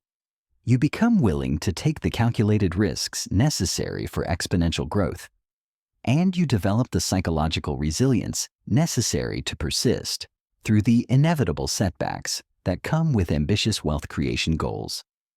This brings us to our final psychological cheat code in this section: how wealthy people think about and use social dynamics to accelerate their wealth creation, which is perhaps the most sophisticated and misunderstood aspect of wealth psychology. Chapter 9: The Social Leverage Matrix. Here's a truth that will fundamentally change how you think about wealth creation. No one gets rich alone. Every wealthy person understands that wealth is created through relationships, networks, and social systems. While most people focus on individual effort and personal skills, wealthy people focus on social leverage and network effects. This difference in social thinking is one of the most powerful but least understood psychological advantages wealthy people possess. Most people have been conditioned to believe that success comes from individual merit, hard work, and personal achievement. This individualistic programming creates a psychological framework where you try to do everything yourself. You compete against others rather than collaborate with them, and you underestimate the power of relationships in wealth creation. Wealthy people understand that we live in a social economy where relationships, reputation, and network effects determine financial outcomes more than individual capabilities. They know that the right relationship can create more wealth than years of individual effort. They understand that social capital often converts to financial capital more efficiently than any other strategy. This social approach to wealth creation isn't about using people or being manipulative. It's about understanding that value creation in modern economy happens through collaboration, and that the people with the best networks can identify and capitalize on opportunities that others never even see. When a wealthy person approaches any business opportunity, they don't just evaluate the financial potential, they evaluate the social potential. They ask, what relationships will this create? How will this enhance my reputation? What network effects could this generate? How could this position me within valuable social systems? This social evaluation process often leads them to choose opportunities that appear less financially attractive in the short term, but create more social leverage in the long term. They might accept lower immediate compensation for a role that connects them with influential people. They might invest in businesses that operate within valuable networks, even if the immediate returns are modest. This long-term social thinking creates what researchers call network effects, situations where your value increases as the network around you becomes more valuable. The classic example is a telephone. One telephone has no value, but as more people get telephones, each individual telephone becomes more valuable. Wealthy people actively position themselves within networks that have positive network effects. They choose industries, locations, and associations that become more valuable as more successful people join them. They understand that being connected to a valuable network makes you more valuable, which attracts even more valuable connections. But social leverage goes beyond just networking. It's about understanding the psychological principles that govern human relationships and using those principles to create mutually beneficial outcomes. Wealthy people study social psychology not to manipulate others, but to understand how to create value for others in ways that also create value for themselves. One of the most important social psychology principles wealthy people understand is reciprocity. When you create value for someone else, they feel psychologically compelled to create value for you in return. This isn't manipulation.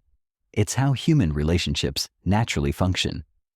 The key is creating genuine value first, rather than expecting value from others. Wealthy people apply this reciprocity principle systematically. They look for ways to help others achieve their goals, solve their problems, or advance their interests. They understand that the more value they create for their network, the more value their network will create for them over time. This value-first approach eliminates the transactional feeling that makes most networking efforts ineffective. Instead of meeting people and immediately asking what they can do for you, you focus on understanding what they need and how you might be able to help them. This creates genuine relationships rather than superficial business connections. Another crucial social psychology principle wealthy people understand is social proof. People are more likely to trust, respect, and do business with individuals who are already trusted and respected by others. This creates a psychological momentum where success attracts more success. Wealthy people actively build social proof by associating with other successful people, contributing to respected institutions, and positioning themselves as experts in their fields. They understand that perception often determines reality in social and business contexts.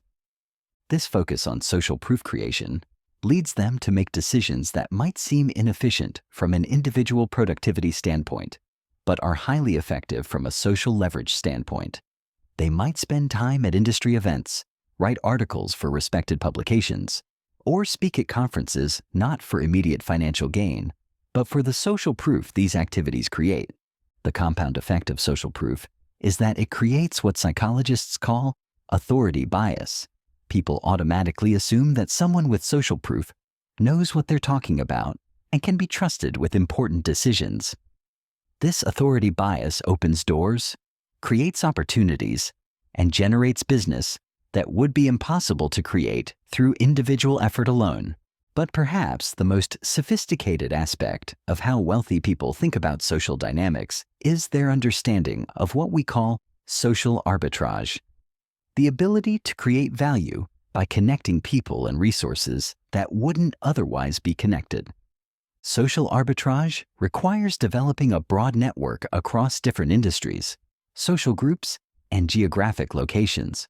When you understand the needs, capabilities, and opportunities within multiple networks, you can identify situations where resources from one network could solve problems in another network. For example, you might know an investor looking for real estate opportunities and a developer who needs funding for a project. By connecting them, you create value for both parties and position yourself for potential involvement in the deal. You might know a company that needs a specific type of expertise and a consultant who provides that expertise. By making the introduction, you help both parties while building social capital with each. This social arbitrage approach requires a different mindset than most people have about networking. Instead of networking to promote yourself, you network to understand what others need so you can connect them with solutions. Instead of trying to extract value from your network, you focus on creating value within your network. The psychological challenge with social leverage is that it requires giving value before receiving value, which goes against the immediate gratification mindset that dominates modern culture. You have to invest time in relationships before those relationships generate financial returns. You have to help others succeed before they can help you succeed. This delayed gratification requirement is why most people never develop effective social leverage. They want immediate returns from their networking efforts, and when those returns don't materialize quickly, they abandon relationship building in favor of strategies that produce more immediate results.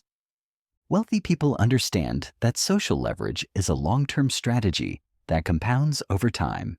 Each valuable relationship you build creates opportunities that lead to more valuable relationships. Each person you help is more likely to help you, and more likely to refer others who might help you. Each piece of value you create for your network increases your reputation and influence within that network. This compound social effect creates what we call network momentum, a situation where your network actively works to identify and present opportunities to you. Instead of having to search for opportunities, opportunities come to you through your network relationships. But achieving network momentum requires more than just meeting people and being helpful. It requires developing what psychologists call social intelligence, the ability to understand social dynamics, read interpersonal situations accurately, and navigate complex relationship networks effectively. Social intelligence includes understanding how different people are motivated, what communication styles they prefer, how they make decisions, and what they value most in business relationships. This understanding allows you to interact with each person in their network in ways that create maximum value and comfort for them. Wealthy people invest significant time in developing social intelligence because they understand that people prefer to do business with people they like, trust, and feel comfortable with. Technical competence might get you considered for opportunities, but social intelligence determines whether you actually get those opportunities. This social intelligence development requires studying psychology, practicing empathy, and developing genuine interest in other people's success. It's not about manipulation or fake charm. It's about becoming someone that others genuinely want to work with and help succeed. Another crucial aspect of social leverage that wealthy people understand is the importance of social positioning. This means consciously choosing the social contexts where you want to be known and respected, and then systematically building your reputation and influence within those contexts. Most people allow their social positioning to happen accidentally, based on where they work, where they live, and who they happen to meet. Wealthy people choose their social positioning strategically based on where they want their career and wealth creation efforts to go. If you want to build wealth through real estate, you position yourself within real estate investment communities. If you want to build wealth through technology, you position yourself within technology and entrepreneurship networks. If you want to build wealth through finance, you position yourself within financial services and investment communities. This strategic social positioning requires being willing to start at the bottom of valuable networks rather than being at the top of less valuable networks. You might have to accept being a small fish in a big pond rather than a big fish in a small pond, but the growth potential is much greater in valuable networks. The psychological challenge with strategic social positioning is that it often requires leaving comfortable social environments where you're already established and respected. You have to be willing to rebuild your reputation and influence in new contexts that offer greater long-term potential. But the most powerful aspect of social leverage is understanding what wealthy people call social amplification, the ability to use social dynamics to multiply the impact of your individual efforts. Social amplification happens when your network starts promoting your ideas, recommending your services, and creating opportunities for you without your direct involvement. This is the ultimate form of social leverage because your influence and opportunities expand beyond your individual capacity to create them. Achieving social amplification requires developing a reputation for creating exceptional value, maintaining high integrity, and helping others succeed. When people have positive experiences working with you, they naturally want to share those experiences with others who might benefit from working with you. This word-of-mouth promotion is more powerful than any marketing or self-promotion you could do because it comes from trusted sources rather than from you directly. People are much more likely to trust recommendations from their network than claims you make about yourself. The compound effect of social amplification is that your opportunities and influence can grow exponentially rather than linearly. Each successful collaboration leads to multiple referrals.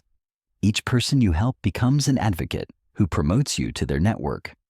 Each piece of exceptional value you create generates social capital that creates future opportunities, But social amplification requires a fundamental shift from self-promotion to value creation.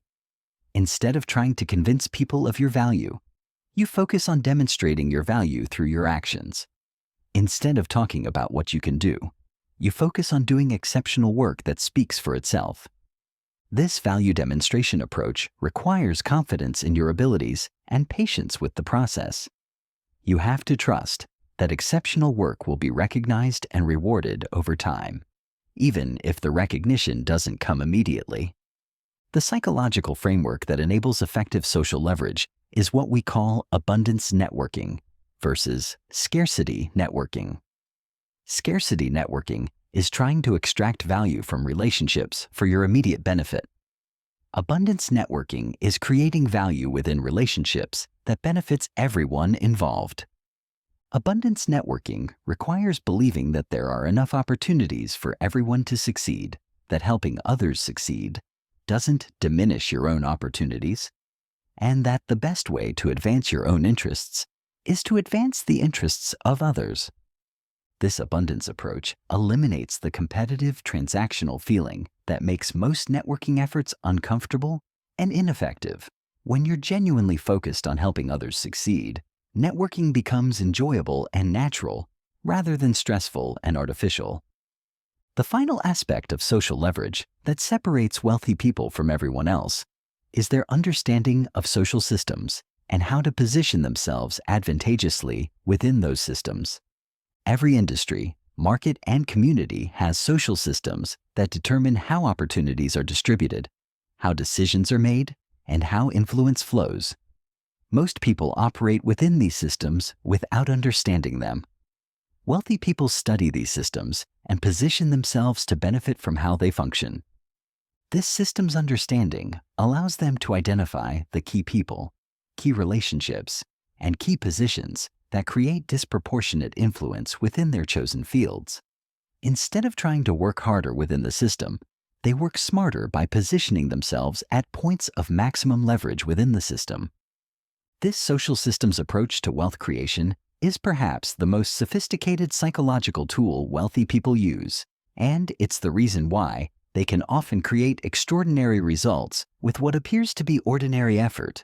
They're not working harder than everyone else. They're working within systems that amplify their efforts. When you master the social leverage principles that wealthy people use, you'll understand why networking and relationship building are among the highest return activities you can invest your time in. You'll see why wealthy people often prioritize social capital over financial capital in their early career stages, and why they continue to invest in relationship building even after they've achieved financial success. This brings us to our next psychological cheat code: how wealthy people think about and manage their psychology around money, which involves sophisticated emotional regulation strategies that most people never develop. Chapter 10: The Emotional Intelligence Advantage.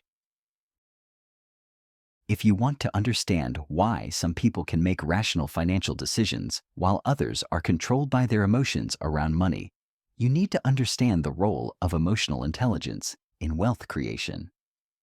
Wealthy people have mastered the psychology of emotional regulation when it comes to financial decisions, and this mastery gives them a massive advantage over people who make emotional rather than rational financial choices. Most people are emotional about money.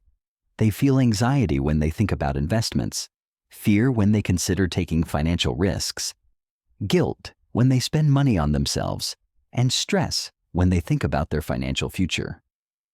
These emotional reactions cloud their judgment and lead to poor financial decisions that keep them trapped in cycles of financial struggle. Wealthy people have learned to separate their emotions from their financial decisions. This doesn't mean they don't have emotions about money. It means they don't let those emotions control their financial choices. They've developed sophisticated emotional regulation strategies that allow them to make rational decisions, even when they feel emotional about the situation. This emotional regulation isn't natural or easy. The human brain is wired to make emotional decisions about anything related to survival, and money triggers primitive survival responses. Your brain treats financial loss the same way it treats physical threats, which is why losing money feels so devastating and why most people avoid financial risks, even when those risks are mathematically favorable. Wealthy people have learned to override these primitive emotional responses through conscious emotional management techniques. They understand that emotional decisions about money are almost always suboptimal, so they've developed systems for making financial decisions from a logical rather than emotional state. The first emotional regulation strategy wealthy people use is what psychologists call emotional labeling. When they notice themselves having an emotional reaction to a financial situation, they identify and name the emotion rather than being controlled by it. They might say, "I'm feeling anxious about this investment," or "I'm feeling greedy about this opportunity." This labeling process activates the prefrontal cortex, which is the rational part of the brain, and reduces the influence of the limbic system, which is the emotional part of the brain. Simply naming an emotion reduces its power to control your behavior and creates space for rational analysis. But emotional labeling is just the first step. Wealthy people also practice what we call emotional investigation. Once they've identified an emotion, they explore what's causing it and whether it's providing useful information or just creating noise. For example, if they feel anxious about an investment, they investigate whether the anxiety is based on legitimate concerns about the investment's risk profile or just general discomfort with uncertainty. If it's based on legitimate concerns, they address those concerns through additional research or risk management strategies. If it's just discomfort with uncertainty, they acknowledge the feeling, but don't let it influence their decision. This emotional investigation process allows them to extract useful information from their emotions while avoiding emotional decision-making. Emotions often contain important data about situations, but that data needs to be processed rationally rather than reactively. Another crucial emotional regulation strategy wealthy people use is temporal distancing. When they're feeling emotional about a financial decision, they imagine how they'll feel about the decision in different time frames: 1 month, 1 year, 5 years, and 10 years from now. This temporal distancing helps them distinguish between emotions that are based on immediate discomfort and emotions that reflect genuine long-term concerns. Many financial emotions are based on short-term discomfort with decisions that are beneficial in the long term. For example, the emotional discomfort of taking on debt to buy rental real estate might be intense in the short term. But when you project forward to how you'll feel in 10 years, when the properties are generating significant passive income, the emotional calculation changes completely. Wealthy people also use a technique called worst-case scenario analysis to manage the fear and anxiety that often paralyze people when making financial decisions. Instead of trying to avoid thinking about what could go wrong, they systematically analyze the worst-case scenarios and develop plans for handling them. This worst-case analysis serves two psychological purposes. First, it often reveals that the worst-case scenarios are less catastrophic than they initially appear. Second, it creates confidence that you can handle whatever happens, which reduces the anxiety that prevents action. When you've mentally rehearsed how you would handle the worst-case scenario, you're no longer paralyzed by uncertainty about what you would do if things go wrong. This preparation eliminates much of the fear that keeps people from taking calculated risks that could significantly improve their financial situation. But perhaps the most important emotional regulation strategy wealthy people use is what we call outcome independence. This means making decisions based on the quality of the decision-making process rather than attachment to specific outcomes. Outcome independence eliminates the emotional roller coaster that comes from tying your self-worth and emotional state to financial results. When you're attached to specific outcomes, every financial setback feels like a personal failure, and every financial success feels like validation of your worth. This emotional attachment to outcomes creates terrible decision-making because you start making choices based on protecting your ego rather than optimizing for long-term wealth creation. You avoid risks that might lead to short-term failures even if they have positive expected values over time. Wealthy people have learned to evaluate their financial decisions based on whether they followed a sound decision-making process rather than whether the outcome was immediately positive. They understand that good decisions sometimes lead to bad outcomes in the short term, and that bad decisions sometimes lead to good outcomes due to luck. This process focus allows them to learn from their experiences without being emotionally devastated by temporary setbacks. They can analyze what went wrong with a failed investment without feeling like the failure reflects their personal inadequacy. Outcome independence also allows them to remain emotionally stable during both success and failure. They don't get overconfident during winning streaks or devastated during losing streaks. This emotional stability enables better decision-making because they're not trying to compensate for emotional highs or lows. Another sophisticated emotional regulation technique wealthy people use is cognitive reframing. This means consciously changing how they think about financial situations to create more useful emotional responses. For example, instead of thinking about investment losses as failures, they reframe them as tuition paid for market education. Instead of thinking about business expenses as money lost, they reframe them as investments in future income generation. Instead of thinking about networking events as time wasted, they reframe them as relationship buildings that could create future opportunities. This reframing isn't just positive thinking, it's strategic thinking about how to interpret experiences in ways that create useful emotional states rather than destructive emotional states. The same objective situation can create very different emotional responses depending on how you frame it, and those different emotional responses lead to very different future behaviors.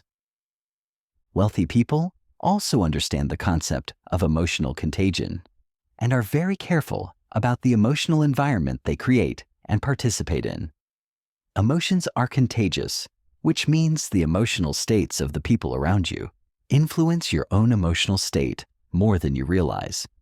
If you're surrounded by people who are anxious about money, fearful about investments, and negative about wealth creation, their emotional states will influence your own emotional states and decision-making.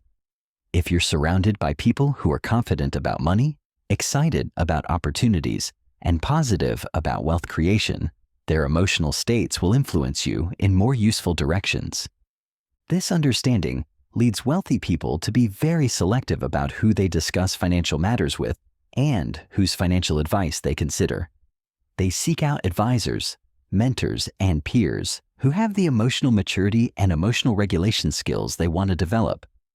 But the most advanced emotional regulation strategy wealthy people use is what we call meta-emotional awareness. This means being aware of your emotional patterns around money and consciously working to improve those patterns over time. Most people are unconscious of their emotional patterns around money. They react the same way to similar financial situations without realizing they're following predictable emotional scripts. These unconscious patterns often lead to repeated financial mistakes. Wealthy people develop conscious awareness of their emotional patterns around money and work systematically to improve those patterns. They notice when they tend to get anxious, greedy, fearful, or overconfident, and they develop specific strategies for managing those emotional states. This meta-emotional awareness allows them to continuously improve their emotional regulation skills over time. Each financial experience becomes an opportunity to practice better emotional management rather than just an opportunity to make money.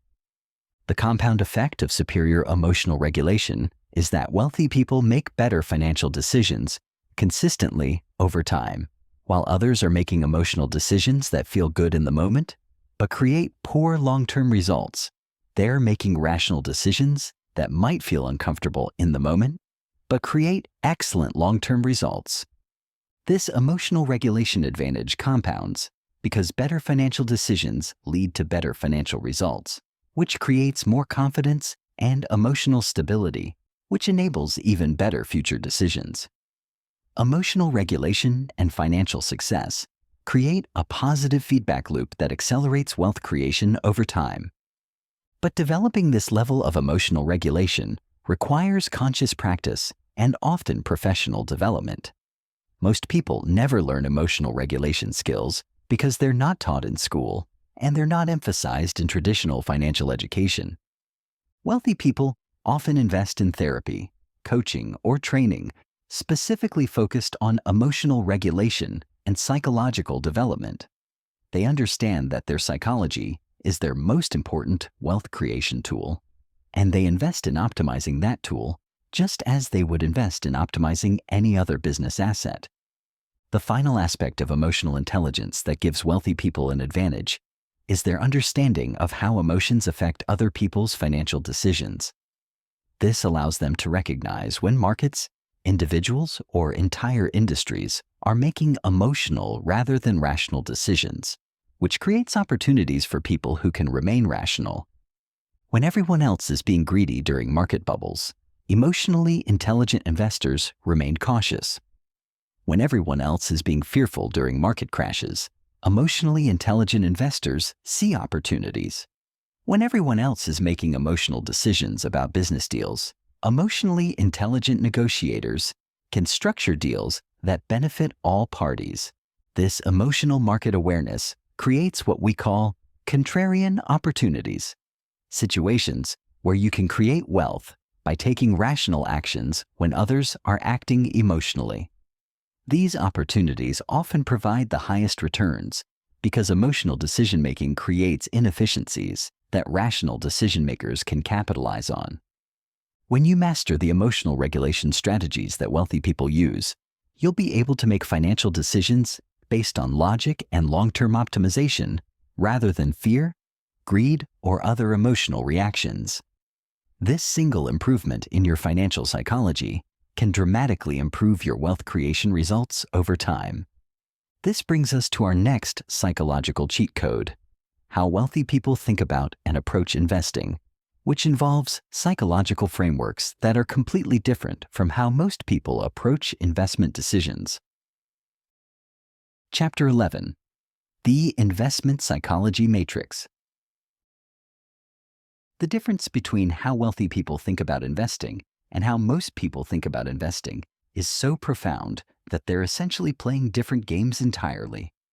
Most people approach investing with a gambling mentality, hoping to pick winners and avoid losers. Wealthy people approach investing with a business mentality, focusing on systems, probabilities, and long-term value creation. This fundamental difference in investment psychology determines everything about their investment results. While most people lose money or generate modest returns, wealthy people consistently generate returns that compound into significant wealth over time. The difference isn't access to better investments. It's understanding the psychology that creates successful investment outcomes. Most people approach investing emotionally. They buy investments that feel exciting. They sell investments that make them anxious. And they make decisions based on what investments have done recently, rather than what they're likely to do in the future. This emotional approach to investing virtually guarantees poor results because markets are designed to exploit emotional decision-making. Wealthy people approach investing systematically. They have clear criteria for what makes a good investment. They follow consistent processes for evaluating opportunities, and they make decisions based on long-term probabilities rather than short-term emotions. This systematic approach allows them to make rational decisions, even when markets are behaving irrationally. The first psychological principle wealthy people understand about investing is that successful investing is about buying businesses, not buying stocks. When most people buy stocks, they are focused on price movements, chart patterns, and market sentiment. When wealthy people buy stocks, they're focused on business fundamentals, competitive advantages, and long-term growth potential. This business-focused approach eliminates much of the anxiety and speculation that plague most investors. Instead of worrying about daily price fluctuations, they focus on whether the underlying businesses are becoming more valuable over time. Instead of trying to predict short-term market movements, they focus on identifying businesses that will be worth more in the future than they are today. This business perspective also changes how they think about market volatility. Most people see volatility as risk and try to avoid it. Wealthy people see volatility as opportunity and try to capitalize on it. They understand that volatility is the price you pay for superior long-term returns, and that trying to avoid all volatility guarantees inferior returns. When markets are volatile, business values don't change as rapidly as stock prices. This creates opportunities to buy good businesses at prices below their intrinsic value and sell them at prices above their intrinsic value. Wealthy investors position themselves to take advantage of these opportunities rather than being paralyzed by them. Another crucial psychological principle wealthy people understand is the concept of investment temperament. They recognize that successful investing requires specific psychological characteristics, and they work to develop those characteristics rather than just focusing on investment knowledge. The most important investment temperament characteristic is patience. Wealth creation through investing happens over years and decades, not days and weeks.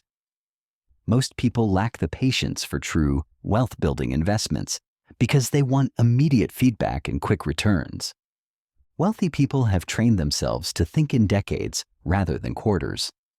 They understand that the best investment opportunities often take years to mature, and that premature selling is one of the biggest destroyers of investment wealth. This long-term temperament allows them to make investment decisions that would be impossible for people who need immediate gratification. They can buy businesses that are temporarily unpopular but have strong long-term prospects. They can hold investments through temporary downturns because they're focused on long-term value creation rather than short-term price movements. The second crucial temperament characteristic is emotional stability. Investing involves constant uncertainty and frequent temporary losses. People who are emotionally reactive to these normal aspects of investing make poor decisions that destroy wealth over time. Wealthy people develop emotional stability through understanding, preparation, and practice. They understand that temporary losses are normal and expected in successful investing. They prepare for volatility by diversifying appropriately and never investing money they might need in the short term. They practice emotional regulation techniques that allow them to remain calm during market turbulence. The third crucial temperament characteristic is independent thinking. Markets are social systems where crowd psychology often drives prices away from fundamental values. People who follow the crowd buy when prices are high and sell when prices are low, which guarantees poor results. Wealthy people have trained themselves to think independently about investment opportunities. They base their decisions on their own analysis rather than market sentiment, media coverage, or social pressure. This independent thinking allows them to buy when others are selling and sell when others are buying. But perhaps the most important psychological principle wealthy people understand about investing is the concept of asymmetric risk. This means looking for investments where the potential upside is much larger than the potential downside, regardless of the probability of success. Most people focus on the probability of success when evaluating investments. Wealthy people focus on the magnitude of success relative to the magnitude of failure. They would rather make 10 investments where they could lose $1 each, but make $50 on the winners, than make one investment where they're likely to make $5, but could lose $10. This asymmetric thinking leads them to make investment decisions that seem counterintuitive to most people. They're willing to accept lower probability investments if the reward-to-risk ratio is favorable. They're willing to make many small investments that might fail if the few that succeed can generate outsized returns. This approach requires developing comfort with being wrong frequently, as long as you're spectacularly right occasionally. Most people can't psychologically handle being wrong most of the time, even if it leads to better overall results. They prefer being right frequently even if it leads to inferior returns. Wealthy people have learned to separate their ego from their investment results. They don't need to be right about every investment to feel competent. They measure success based on overall portfolio performance rather than individual investment performance. Another sophisticated psychological principle wealthy people apply to investing is barbell positioning. This means structuring their investments to minimize catastrophic risk while maximizing upside potential. They put most of their money in very safe investments and a small portion in very high-risk, high-reward investments. This barbell approach provides psychological benefits as well as financial benefits. The safe portion of their portfolio ensures they can sleep well at night and maintain their lifestyle regardless of what happens to their speculative investments. The speculative portion provides exposure to unlimited upside potential without risking their financial security. This structure eliminates the psychological stress that comes from having your entire financial future dependent on risky investments, while still providing exposure to the wealth creation potential that comes from taking calculated risks. Wealthy people also understand the psychological principle of position sizing. The idea that the amount you invest in any opportunity should be proportional to your confidence in the opportunity and your ability to withstand loss of that amount. Most people make binary investment decisions. They either invest or they don't. Wealthy people make graduated investment decisions. They invest different amounts based on their conviction level and the asymmetric risk profile of each opportunity. This graduated approach allows them to participate in many more opportunities because they don't have to be certain about any single opportunity. They can invest small amounts in many uncertain opportunities while investing larger amounts in opportunities they understand better. The psychological benefit of position sizing is that it eliminates the paralysis that comes from trying to make perfect investment decisions. You don't have to be certain about an investment to participate in it. You just have to size your position appropriately for your level of certainty. But the most advanced psychological tool wealthy people use in investing is what we call probabilistic thinking. Instead of trying to predict what will happen, they think in terms of probability distributions and expected values across many possible outcomes. Most people try to predict the future when making investment decisions. They want to know what the stock market will do next year, what interest rates will be, or what a specific company's earnings will be. This prediction-based approach leads to overconfidence and poor decision-making because the future is inherently unpredictable. Wealthy people accept uncertainty as a fundamental aspect of investing. Instead of trying to predict specific outcomes, they think about ranges of possible outcomes and the probability of each outcome. This probabilistic thinking allows them to make good decisions even when they can't predict exactly what will happen. This approach requires developing comfort with uncertainty and ambiguity. Most people are psychologically uncomfortable with uncertainty and try to create false certainty through predictions and forecasts. Wealthy people have learned to be comfortable with uncertainty and make decisions that work well across multiple possible futures. The probabilistic approach also changes how they think about investment mistakes. Instead of viewing unexpected outcomes as errors in judgment, they view them as normal variations in a probabilistic system. This perspective prevents the emotional devastation that comes from being wrong about specific predictions. Another crucial aspect of investment psychology that wealthy people master is understanding market cycles and positioning themselves appropriately for different phases of those cycles. They understand that markets move in predictable psychological patterns, even though the timing and magnitude of those patterns are unpredictable. During market euphoria, they become more cautious and focus on preserving capital. During market despair, they become more aggressive and focus on acquiring assets at discounted prices. This contrarian approach requires strong psychological discipline because it means doing the opposite of what feels emotionally comfortable. When everyone else is excited about investments and prices are high, it feels wrong to be cautious.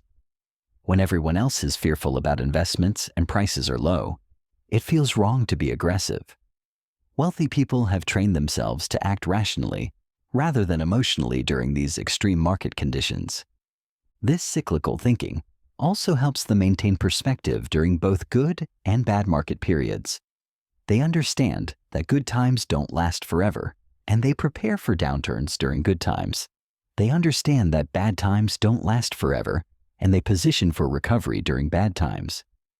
The final psychological principle that gives wealthy people an investing advantage is their understanding of opportunity cost.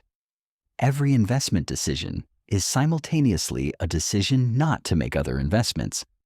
Wealthy people evaluate investments not just based on their absolute returns, but based on their returns relative to other available opportunities. This opportunity cost thinking prevents them from holding on to mediocre investments just because they're profitable. If they can identify better opportunities, they're willing to sell good investments to buy better investments. This continuous optimization of their investment portfolio compounds into significantly better results over time. Most people evaluate investments in isolation rather than relative to other opportunities. They hold on to investments that are making money even when they could be making more money in different investments. This failure to optimize for opportunity cost significantly reduces their wealth creation potential. When you master the investment psychology principles that wealthy people use, you'll be able to make investment decisions that compound into significant wealth over time. You'll avoid the emotional traps that destroy most people's investment returns, and you'll position yourself to benefit from the market inefficiencies that emotional decision-making creates. This brings us to our next psychological cheat code: how wealthy people think about business creation and entrepreneurship, which involves psychological frameworks that most people never develop.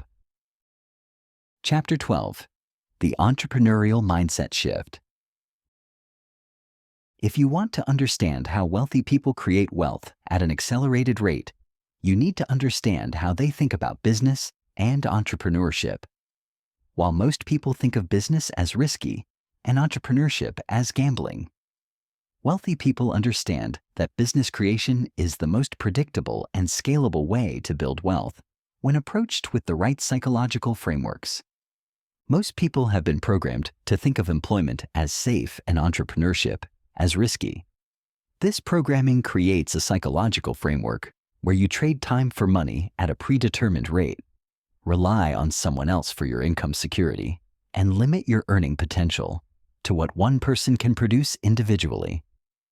Wealthy people understand that employment is actually the riskiest financial strategy because you have no control over your income security, no ownership of the value you create, and no leverage for exponential income growth.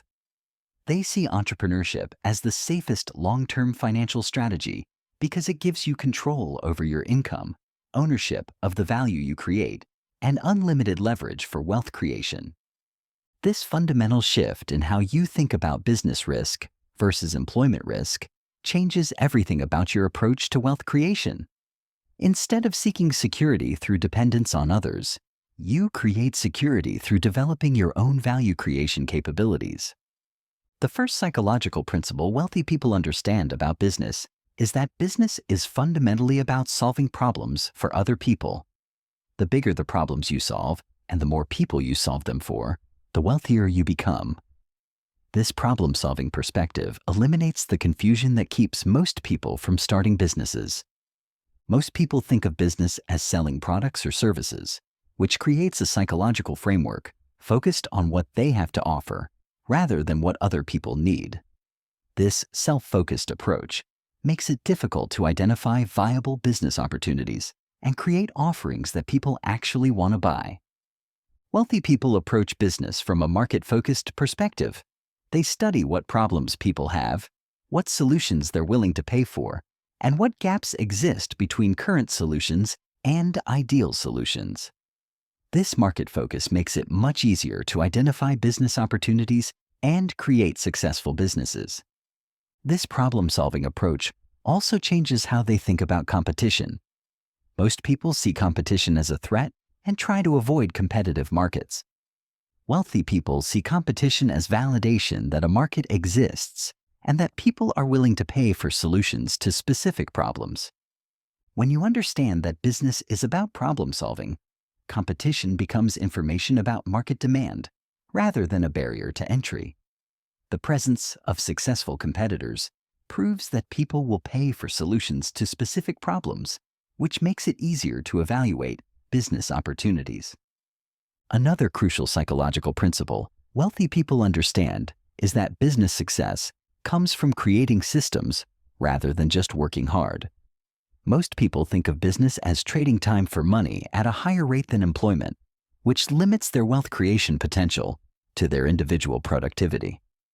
Wealthy people understand that true business success comes from creating systems that generate value without their constant involvement. They focus on building processes, teams, and technologies that can serve customers and generate income even when they're not personally involved in day-to-day operations. This systems thinking approach requires a fundamental psychological shift from doing work to designing work. Instead of focusing on how to do tasks more efficiently, you focus on how to create systems that eliminate the need for you to do those tasks personally. This shift is psychologically challenging because it requires giving up control over specific tasks in exchange for control over overall outcomes. You have to become comfortable with other people handling important aspects of your business, which requires developing trust, communication skills, and leadership capabilities. But the psychological payoff of systems thinking is enormous because it creates the possibility of passive income and scalable wealth creation. Once you've built effective systems, your income can grow without proportional increases in your time investment. The third psychological principle wealthy people understand about business is the concept of value arbitrage, identifying situations where you can create more value for customers than it costs you to deliver that value and capturing a portion of that value difference as profit. Most people think of business as buying low and selling high, which creates a zero-sum mindset where your profit comes at someone else's expense. This zero-sum thinking makes business feel unethical and creates psychological resistance to wealth creation through business. Wealthy people understand that successful business creates win-win situations where customers receive more value than they pay for, and businesses capture a portion of the value they create. This positive sum thinking makes business feel ethical and purposeful rather than exploitative. This value arbitrage approach requires developing what economists call value intuition, the ability to recognize situations where significant value can be created for customers profitably. This intuition is developed through studying customer needs, understanding value chains, and analyzing successful business models. Value intuition allows wealthy people to identify business opportunities that others miss because they can see value creation possibilities that aren't obvious to people who don't understand how value is created and captured in different markets.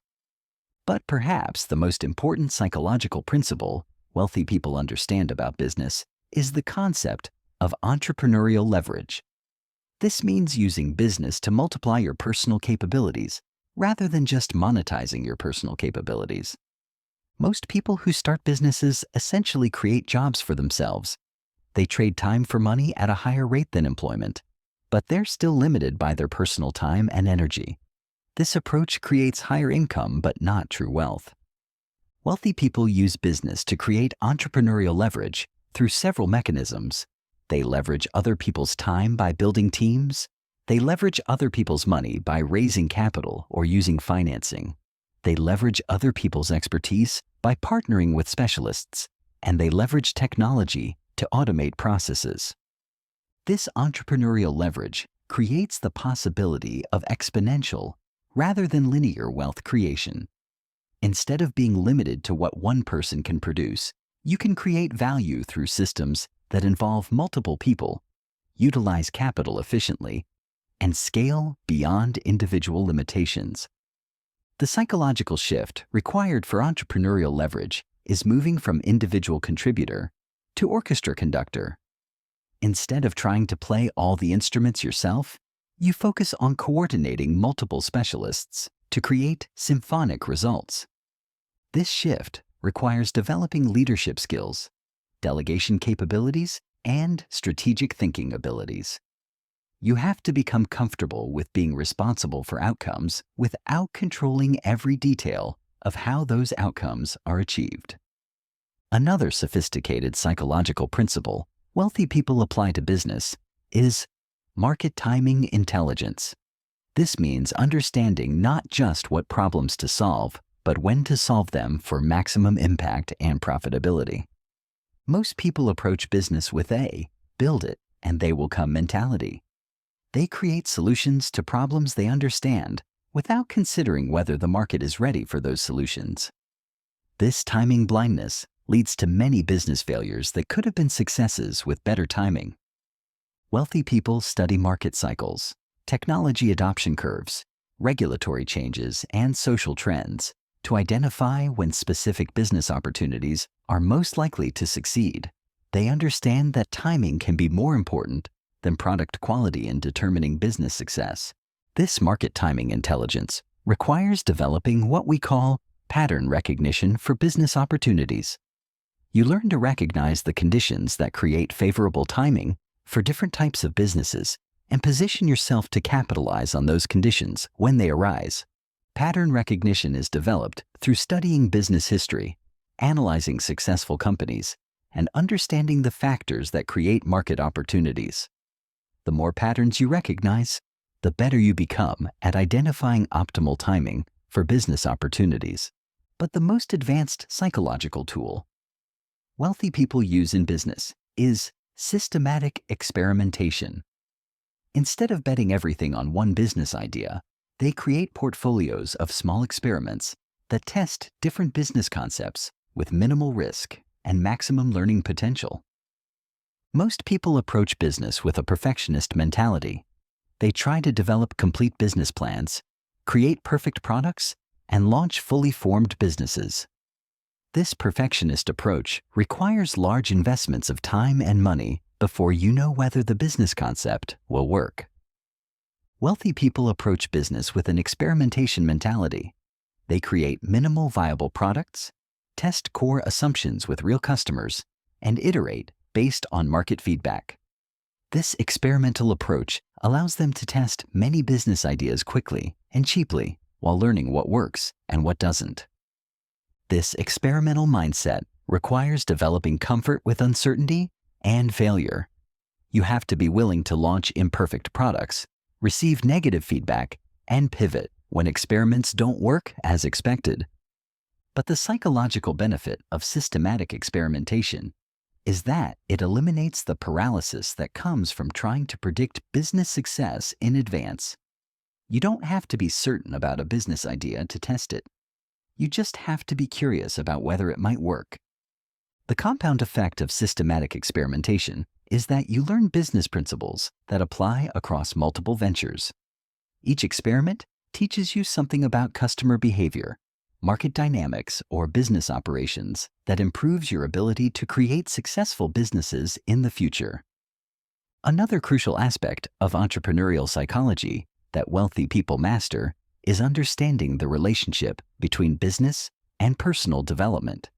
They recognize that business success requires continuous personal growth, and they use business challenges as opportunities to develop capabilities they couldn't develop any other way. Business forces you to develop leadership skills, decision-making abilities, stress management techniques, and interpersonal capabilities that are valuable far beyond business contexts. Wealthy people embrace these development opportunities rather than avoiding the personal challenges that business creates.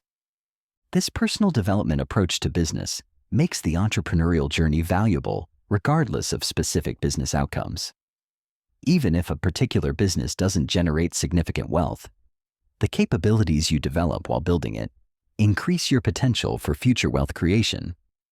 The final psychological principle that gives wealthy people an entrepreneurial advantage is their understanding of business model innovation. They don't just create new products or services. They create new ways of creating, delivering, and capturing value that give them competitive advantages. Most people focus on product innovation, creating better products than existing alternatives. Wealthy people focus on business model innovation, creating better ways to serve customers and generate profits than existing approaches. Business model innovation often creates more sustainable competitive advantages than product innovation because business models are harder to copy than products. A unique way of creating and delivering value can protect your market position even when competitors copy your products. This business model thinking requires understanding the entire value chain from customer problem identification through value delivery and profit capture. You analyze how value flows through different business models and identify opportunities to create superior value delivery systems. When you master the entrepreneurial psychology principles that wealthy people use, you'll be able to create businesses that generate wealth at an accelerated rate while providing genuine value to customers and society. You'll avoid the perfectionist traps that prevent most people from starting businesses, and you'll develop the systematic approaches that create predictable business success. This brings us to our final and most important psychological framework: how to integrate all these mental models into a complete wealth creation psychology that transforms not just your financial results, but your entire relationship with success, money, and life itself. Chapter 13. The Ultimate Integration. You now possess the psychological cheat codes that wealthy people have used for generations to create and maintain extraordinary wealth. You understand how they think about scarcity and abundance, risk and opportunity, leverage and compound effects. You know their frameworks for emotional regulation, social dynamics, and systematic value creation. But knowledge without integration is powerless, and integration without action is worthless. The final psychological principle that separates those who merely understand wealth psychology from those who actually build wealth is what we call systematic implementation. This means creating a personal system that ensures you consistently apply these psychological frameworks until they become automatic patterns of thinking and acting. Most people who learn about wealth psychology make the mistake of trying to implement everything at once. They get excited about the possibilities, attempt to change all their mental patterns simultaneously, and quickly become overwhelmed by the complexity of transformation. This all-or-nothing approach leads to abandonment of the entire system within weeks or months. Wealthy people understand that psychological transformation happens through consistent application of new mental patterns over time. They choose one or two psychological frameworks to focus on initially, practice those frameworks until they become habitual, then gradually integrate additional frameworks into their mental operating system. This systematic approach to psychological change requires what we call implementation discipline. You have to resist the temptation to try everything immediately and instead focus on mastering one psychological framework at a time. You have to be patient with the process of mental transformation while maintaining faith that consistent application will create compound results. The first step in systematic implementation is conducting what we call a psychological audit of your current mental patterns around money and wealth. You need to identify which limiting beliefs, emotional reactions, and thought patterns are currently sabotaging your wealth creation efforts. This audit requires radical honesty about your current psychological relationship with money. What emotions do you feel when you think about wealth? What beliefs do you hold about rich people? What fears arise when you consider taking financial risks? What stories do you tell yourself about why wealth creation is difficult or impossible for you? Once you've identified your current psychological patterns, you can choose which patterns to replace first. The most effective approach is to start with the psychological framework that will have the greatest immediate impact on your financial decision-making. For most people, this is either the scarcity to abundance mindset shift or the emotional regulation frameworks. The second step is creating what we call psychological practice routines, daily habits that reinforce new mental patterns until they become automatic. Just as you wouldn't expect to develop physical fitness without consistent exercise, you can't expect to develop wealth psychology without consistent mental practice.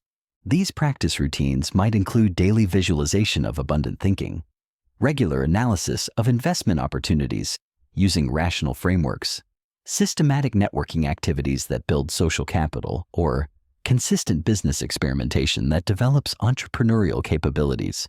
The key is making these psychological practices as consistent and automatic as brushing your teeth or eating breakfast. You want to integrate wealth psychology practice into your daily routine so that it happens regardless of your motivation, energy level, or current circumstances. The third step is creating accountability systems that ensure you maintain psychological discipline over time. Psychological transformation is difficult, and without external accountability, most people revert to their old mental patterns when faced with stress, uncertainty, or setbacks. This accountability might come from joining groups of like-minded individuals who are also developing wealth psychology, working with mentors or coaches who can monitor your psychological development, or creating measurement systems that track your progress in applying these mental frameworks. The most sophisticated wealthy people create what we call psychological boards of directors, small groups of trusted advisors who understand wealth psychology and can provide feedback on their thinking patterns, decision-making processes, and psychological development over time. But perhaps the most important aspect of successful implementation is understanding that psychological transformation is not linear. You will have periods of rapid progress followed by periods of apparent stagnation. You will experience setbacks where you revert to old mental patterns. You will face situations that challenge your new psychological frameworks. These challenges are not failures. They're normal parts of the transformation process. Wealthy people expect psychological transformation to be difficult and prepare for the inevitable obstacles that arise when changing deeply ingrained mental patterns. They develop what we call transformation resilience, the ability to maintain their psychological development efforts even when progress seems slow or when they experience temporary setbacks. This resilience comes from understanding that psychological change happens in layers, with each layer of development creating a foundation for deeper transformation. The compound effect of systematic psychological development is that you gradually become a different type of person, someone who naturally thinks and acts in ways that create wealth rather than repel it. Your new mental patterns become so automatic that you don't have to consciously think about applying wealth psychology. It becomes your natural way of processing financial situations. This psychological transformation creates what we call wealth magnetism, a quality that wealthy people possess where opportunities, resources, and successful people are naturally attracted to them. This isn't mystical. It's the natural result of consistently thinking and acting in ways that create value for others while positioning yourself advantageously within social and economic systems. When you've successfully integrated these psychological frameworks, you'll find that wealth creation becomes easier and more natural than wealth struggling. You'll make decisions that consistently move you toward greater financial success. You'll attract opportunities that others don't even notice. You'll develop capabilities that compound into extraordinary results over time. But the ultimate goal of developing wealth psychology isn't just financial success. It's psychological freedom, the ability to make choices based on what you want to create rather than what you're afraid to lose. It's the confidence that comes from knowing you can create value in any situation. It's the peace of mind that comes from understanding how money and wealth actually work.